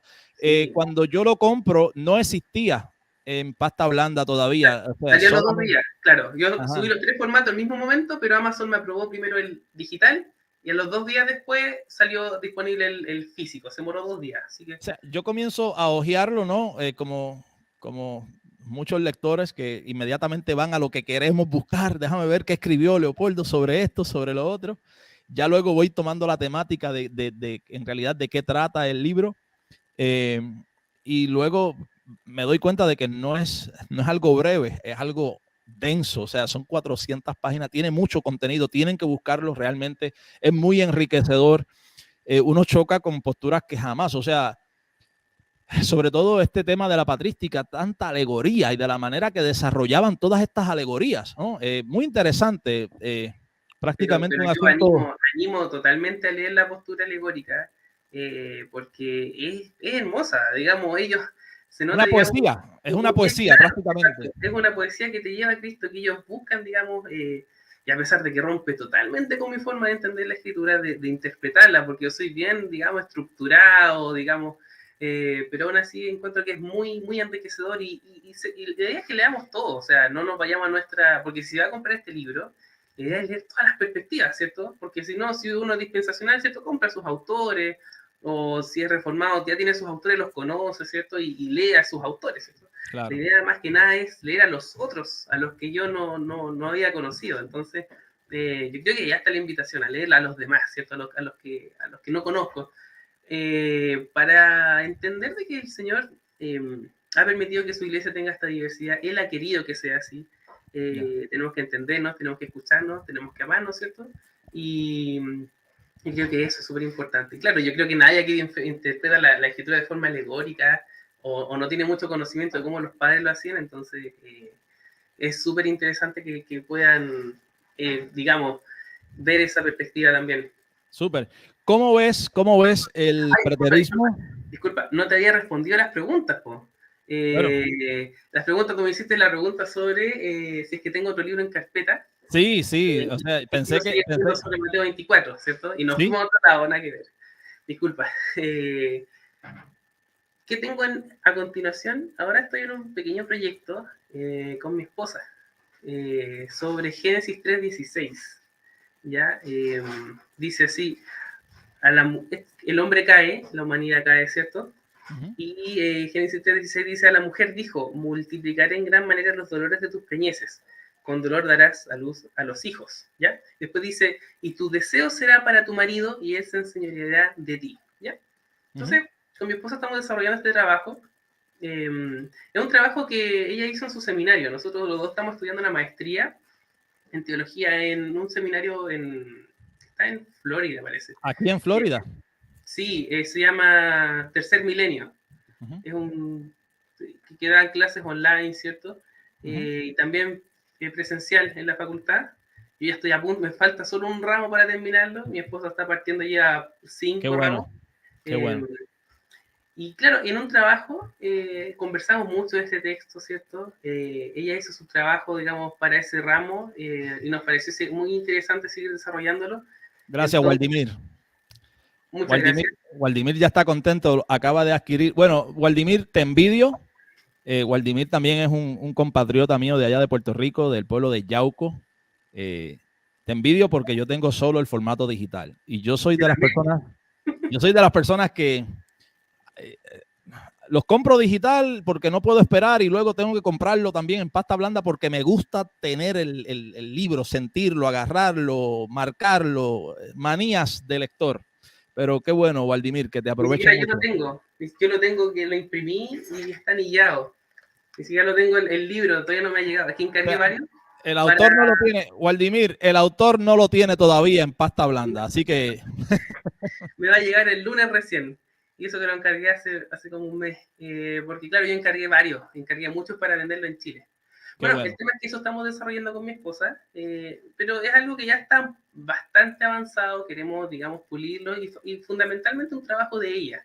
¿Ya? Yo la estoy apoyando, digamos, en algunas cosas, pero es un trabajo de ella, pero que sí es lo que estoy haciendo ahora, hoy. Qué bien. ¿Ya? Digamos que durante este año estoy pensando en hacer un libro, como yo les decía, lo que me gusta es el Antiguo Testamento, y un trabajo sobre los libros proféticos, sobre el lenguaje y la imaginería del Antiguo Testamento, sobre todo los libros proféticos. Ya cuando el Antiguo Testamento, bueno, ocupa el lenguaje muy similar a Mateo 24, qué significaba, qué quería decir el autor, ¿cierto? Hay un montón de imágenes, poesía, o sea... se van repitiendo en varios libros, ¿cierto? De los profetas menores, en Jeremías. Tenemos casi a veces el mismo lenguaje en muchas cosas. Entonces, ¿qué significa esto? ¿Cómo lo interpretamos? Bueno, eso ya bajo mi perspectiva, obviamente, Claro. no de varias perspectivas, pero eso es lo que tengo pensado, digamos, en este año. Súper importante. Yo creo que ese proyecto es súper importante, sobre todo desde la perspectiva escatológica, por lo menos mi experiencia. ¿Qué me sucede a mí cuando vengo del dispensacionalismo? En el dispensacionalismo ya usted sabe, ¿no? John Hagee, Las lunas de sangre, Mark Biltz, Las lunas de sangre, porque esto es Mateo 24, el sol se oscurecerá, la luna no dará su resplandor, la luna se pondrá como de sangre, las estrellas caerán del cielo. Y bueno, toda esta expectativa. Comienzo a estudiar otras perspectivas, ¿no? Y entonces veo que cuando se hace un trabajo de interpretar la escritura a la luz de las escrituras, las referencias antiguotestamentarias a esta expresión de el sol, la luna, las estrellas, en realidad no se trataba de eventos cósmicos en sentido literal, material, sino que era una expresión, digamos, una prosa apocalíptica que siempre utilizaban los profetas para, de manera prácticamente, o sea, como una ley, o sea, no hay variantes en cuanto a esto. Los profetas siempre utilizaban esta prosa apocalíptica para referirse a un juicio divino donde Dios utiliza a un ejército invasor. O sea, entonces yo ya comienzo a ver las cosas diferentes. Lo mismo me sucede cuando tomamos esto de venir con las nubes. Venir con las nubes, yo estoy imaginando este hombre de aproximadamente 2 metros que va a venir, a descender levitando sobre una nube, producto del ciclo hidráulico, ¿no? Viniendo con las nubes, ¿no? Y luego vemos entonces ese lenguaje de venir con las nubes, de cómo son estas venidas, cómo es que en el Antiguo Testamento vemos a Jehová, vemos a Dios ejecutando juicio, cabalgando sobre las nubes, viniendo en juicio, entrando a Egipto, o sea, todas estas cosas y se me abrió un boom, o sea, el lenguaje bíblico tiene que ser tomado en cuenta cuando estamos interpretando escritura, tiene que ser tomado en cuenta cuando estamos delante de pasajes bíblicos, deben de ser interpretados a la luz de la escritura. Y creo que ese estudio y lo que pretendes hacer con esta obra sobre el Antiguo Testamento va a ser de mucha edificación también.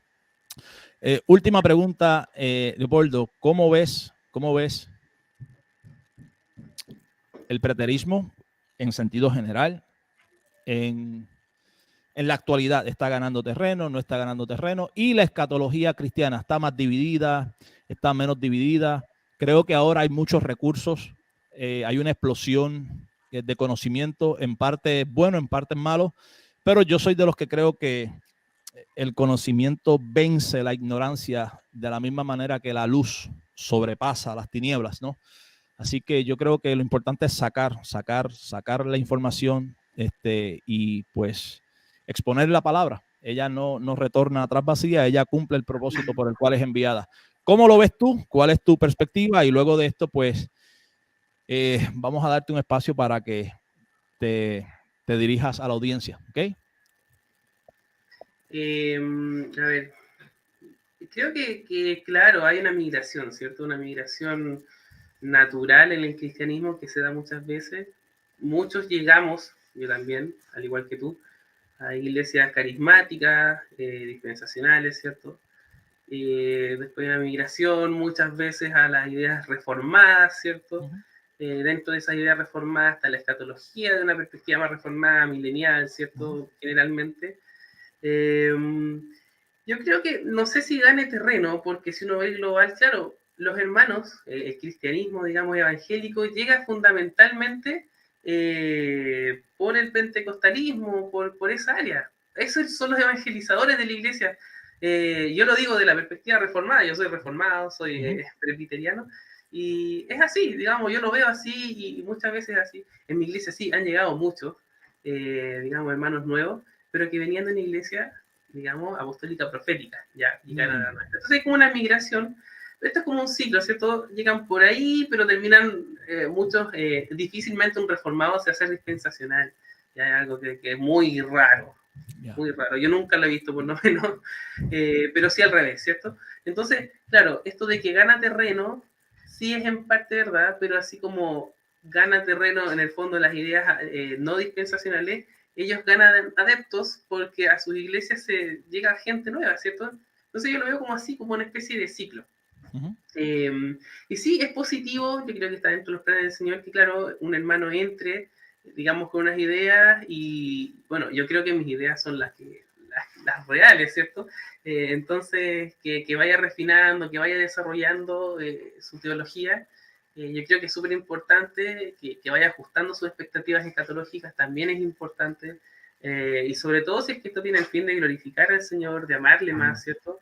Hay muchos hermanos que nunca cambian su teología, pero ellos aman mucho al Señor, ellos sirven con un corazón humilde, sincero, digamos, y claro, no ha querido el Señor de que ellos salgan de eso, Él tendrá sus razones, ¿cierto? Pero uno siempre, digamos, tiene la responsabilidad de tratar de compartir lo que uno piensa que es verdad, ¿cierto? Yo puedo estar convencido de lo que creo, pero no puedo decir, digamos, lo mío es la verdad, ¿cierto? Intento creer que es la verdad, ¿cierto? Pero no lo es. Entonces sí, en ese sentido sí hay una migración, pero no sé si ha ganado terreno, digamos. Ha ganado terreno, digamos, dentro de las filas dispensacionales, porque claro, hay una migración hacia allá. En ese sentido sí, te puedo decir que sí. Y lo otro, ¿puedes dar una pregunta, disculpa? Sobre la escatología, era sobre el preterismo y la escatología en sentido general, o sea, ¿estamos más divididos, estamos menos divididos? ¿Crees que pues el aumento de conocimiento, la explosión en el conocimiento es positivo al fondo? Sí, yo creo que la división en el fondo, más que por un tema escatológico, yo digo que es un tema del corazón del hombre. Hay muchos hermanos dentro de mi, digamos, yo lo veo dentro de mi ala, ¿cierto? Más reformada, que se van como a la parte más dura de la reforma y se atrincheran mucho, ¿cierto? También dentro del dispensacionismo, claro, hay hermanos que se atrincheran mucho, se cierran porque, claro, es un tema delicado el tema de las posturas, digamos, teológicas en general, ya más allá de la escatología, porque uno quiere estar en la verdad, uno quiere estar engañado. Y uno quiere protegerse, uno quiere proteger a su iglesia, uno tiene digamos, el deseo real, genuino de proteger de las herejías, proteger de los pensamientos torcidos. Entonces, el atrincherarse, claro, es algo seguro. Y el abrirse es una puerta al peligro, ¿cierto? A que vengan otras doctrinas que pueden estar erradas, ¿cierto? Entonces yo creo que es algo normal del cristianismo querer, pasa hasta en la política, digamos. El de derecha no escucha al de izquierda y se atacan, ¿cierto? Porque el otro está equivocado, tu forma de ver cómo se lleva el país no nos va a llevar a ninguna parte, ¿cierto? Pasa, digamos, en muchas áreas, digamos, de estas ciencias que son no exactas, digamos. Los matemáticos no tienen problema porque se rigen de algo que es bien, digamos, sí o no, pero nosotros que estudiamos esta parte más inexacta, digamos, estas ciencias más humanistas, tendemos a dividirnos. La filosofía, digamos, tiene corrientes, tendencias, evoluciones, la política y la teología también. Pero la teología tiene un ingrediente más, ¿cierto? Se juega nuestra alma, nuestra salvación, hay más emociones involucradas, ¿cierto? Entonces eso va a generar división siempre. Yo creo que es importante que como estudiantes de la escritura, ¿cierto? Porque yo creo que los que estamos acá, yo no estoy exhortándole a su vida, no estamos haciendo, digamos, una exhortación práctica, no estamos haciendo una labor pastoral, sino una labor poco más, por decirlo muy humildemente, académica. Académica, claro. Tengamos esa sensibilidad de no ocupar esto como una herramienta para la división, una herramienta para contender, ¿cierto? Sino que para edificar. Y en realidad, mi postura personal, yo la comento con gente que se interesa, que me pregunta, que me habla, que quiere saber de esto, y yo ahí le hablo. O sea, yo no ando por la vida con un sable, digamos, tratando de ir con mi verdad por delante, ¿cierto? Porque es súper delicado, delicado. Así que yo creo que es eso, yo creo que siempre vas a haber divisiones. En el tiempo de la patrística allá habían divisiones, se escribían siempre. Cargas, con harta carga emocional de por medio, y algo que va a seguir siendo, para mí es así, siempre. Pero que aprendamos... Comentabas algo sobre tu postura personal y esa es la última pregunta. Tenemos más de 35 personas conectadas. ¿Puedes hacer el compromiso hoy con nosotros de presentarte nuevamente con nosotros por aquí a través de Moises Gospel Lab en la plataforma de YouTube para hablar sobre este libro?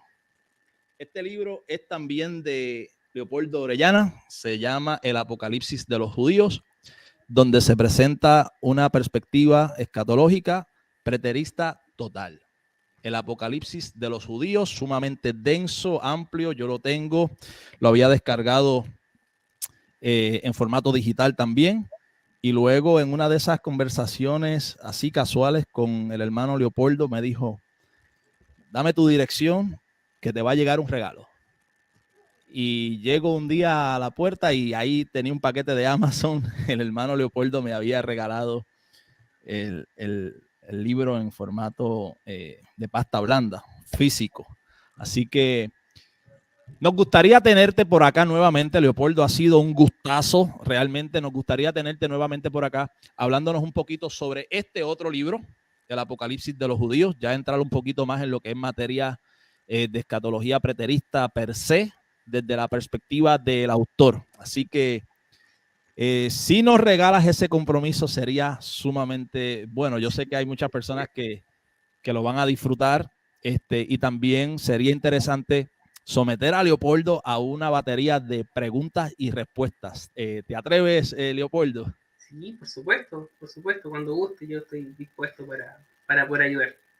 Exacto, bueno, ya hay personas que dicen qué buen contenido, esperamos la segunda parte. Leopoldo, te voy a poner en pantalla solitaria para que nos regales alguna exhortación, algún mensaje. Sabemos pues que no puedes darnos un mensaje pastoral, pero sí llevas mucho tiempo ya en los caminos del Señor, tu experiencia, eres una persona madura ya, y pues queremos que nos regales algún mensaje, ya sea las intenciones de tu libro, ya sea lo que el Señor ponga en tu corazón, para entonces regresar a la pantalla dividida y dar por terminada esta entrevista. No tengo palabras para agradecerte el tiempo. Yo te había dicho, Leopoldo, necesito por lo menos 1 hora de tu tiempo. Leopoldo nos ha regalado 2 horas. Es una persona casada, con hijas.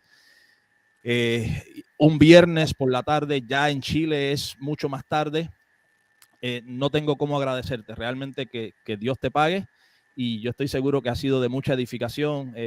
Hemos tenido más de 30 personas todo el tiempo conectadas en vivo. Así que la pantalla es tuya y dejamos a Leopoldo Orellana con un mensaje para la audiencia. Gracias, Moisés, también por interesarte en mi trabajo. Este es un trabajo independiente, no está publicado por ninguna editorial. Y muchas gracias. Bueno, quisiera comentarles a quienes están escuchando que es importante siempre estudiar la palabra del Señor, pero con la humildad, con el entendimiento que es para la gloria de Él, ¿cierto? Si nosotros pensamos que glorifica al Señor el contender con un hermano, yo creo que tenemos que revisar nuestras ideas. Es importante entendernos, ¿ya? Eso es lo primero, tenemos que ir con amor. Sí es importante, y la palabra también lo dice, contender con nuestra fe, eh, digamos, exponer la verdad, pero hoy la iglesia cristiana tiene muchas interpretaciones y eso también quería traer con este trabajo. Exponer, digamos, al lector de que sí hay un abanico de formas de ver estos temas. Es muy importante centrarnos siempre en el Evangelio, centrarnos en la verdad de la salvación, ¿cierto? El sacrificio de Cristo.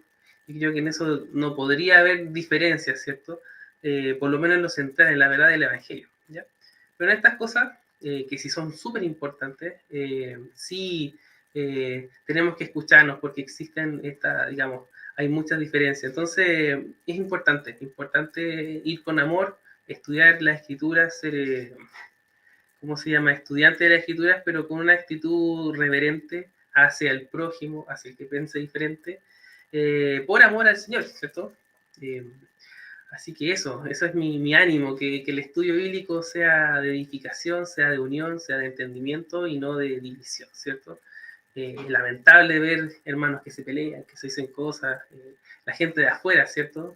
A veces nos puede criticar de que ni siquiera nosotros estamos de acuerdo, pero siempre ir con el amor por delante y que el estudio bíblico sea de edificación, o sea, de edificación, de crecimiento y de crecimiento también para la iglesia, que es el cuerpo de Cristo.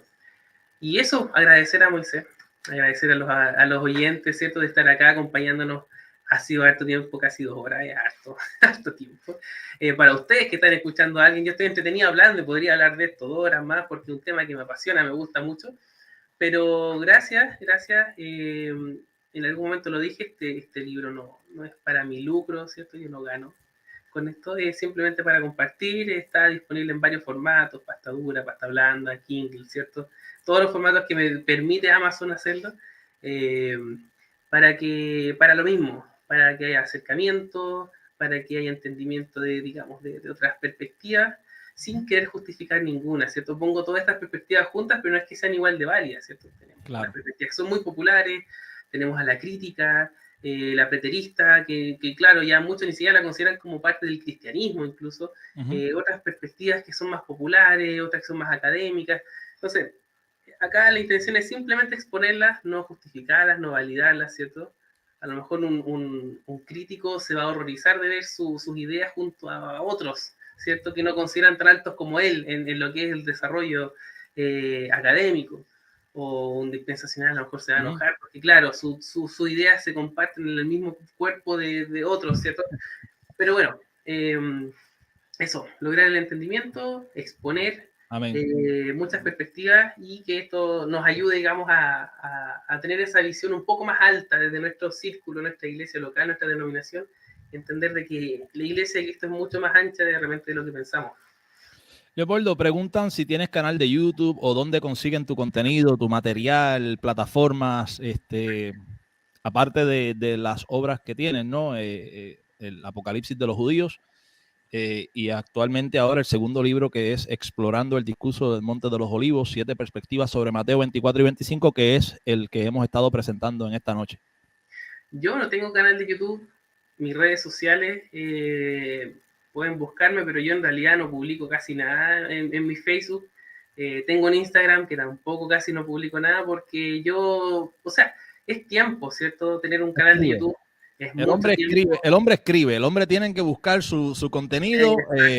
Exactamente. No puedo hacerlas todas y también sirvo en mi iglesia, tengo que preparar clases, ¿cierto? Hago hartas cosas, entonces mi tiempo, mi energía la dedico a esto, a escribir, a servir en mi iglesia local, a mi familia, ¿cierto? Y canal de YouTube ya no me alcanza el tiempo, tendría que duplicarme, ¿cierto? Porque hay que editar, hay que hacer un montón de cosas. Entonces, yo por eso agradezco mucho a Moisés y le hablaba. Leopoldo, tienes un canal aquí, siéntete en la confianza. Enormemente porque en realidad para mí ya me es imposible hacer tantas cosas. Y sí, el cuerpo de Cristo es así, o sea, hay algunos que exhortan, hay algunos que van a limpiar el baño, hay otros que... Hay un montón de dones, ¿cierto?, que el Señor ha puesto. Yo no me considero un comunicador oral, digamos, a la manera que lo hace Moisés, ¿cierto? Con esa habilidad que él tiene, que es destacable en el fondo. Uno se admira de las habilidades del otro, pero también uno tiene sus habilidades y entre todos nos complementamos y hacemos este cuerpo. Entonces eso es maravilloso y claro, eso de alguna forma se ha dado acá. Leopoldo agarra un lápiz y comienza a escribir y entonces allí es donde se expresa. Realmente, sobre todo en esta obra, o sea, cuando yo comencé a digerir esta obra, a mí la mente realmente, o sea, de eso vamos a hablar luego. Leopoldo, gracias de verdad, gracias por tu tiempo, gracias por compartir con nosotros. A todas las personas que han estado conectadas con nosotros, queremos agradecerle por su tiempo, por su compañía. Hemos estado transmitiendo por aproximadamente 2 horas en vivo. Gracias por acompañarnos durante todo este tiempo y pues les exhortamos nuevamente, visite a Amazon y consiga la obra de Leopoldo Orellana. Sabemos que va a ser de muchísima edificación para ustedes. Así que yo de esta manera me despido. Yo creo que Leopoldo ya también ha expresado sus palabras y como siempre pues nos despedimos de ustedes agradecidos por su tiempo, por su compañía y esperando que la gracia del Señor esté con ustedes y esté con cada uno de sus hogares. Esto ha sido todo por hoy. Leopoldo Orellana y Moisés Morales para Moisés Gospel Lab. Que tengan todos buenas noches y que la gracia del Señor esté con ustedes. Me despido. Bendiciones.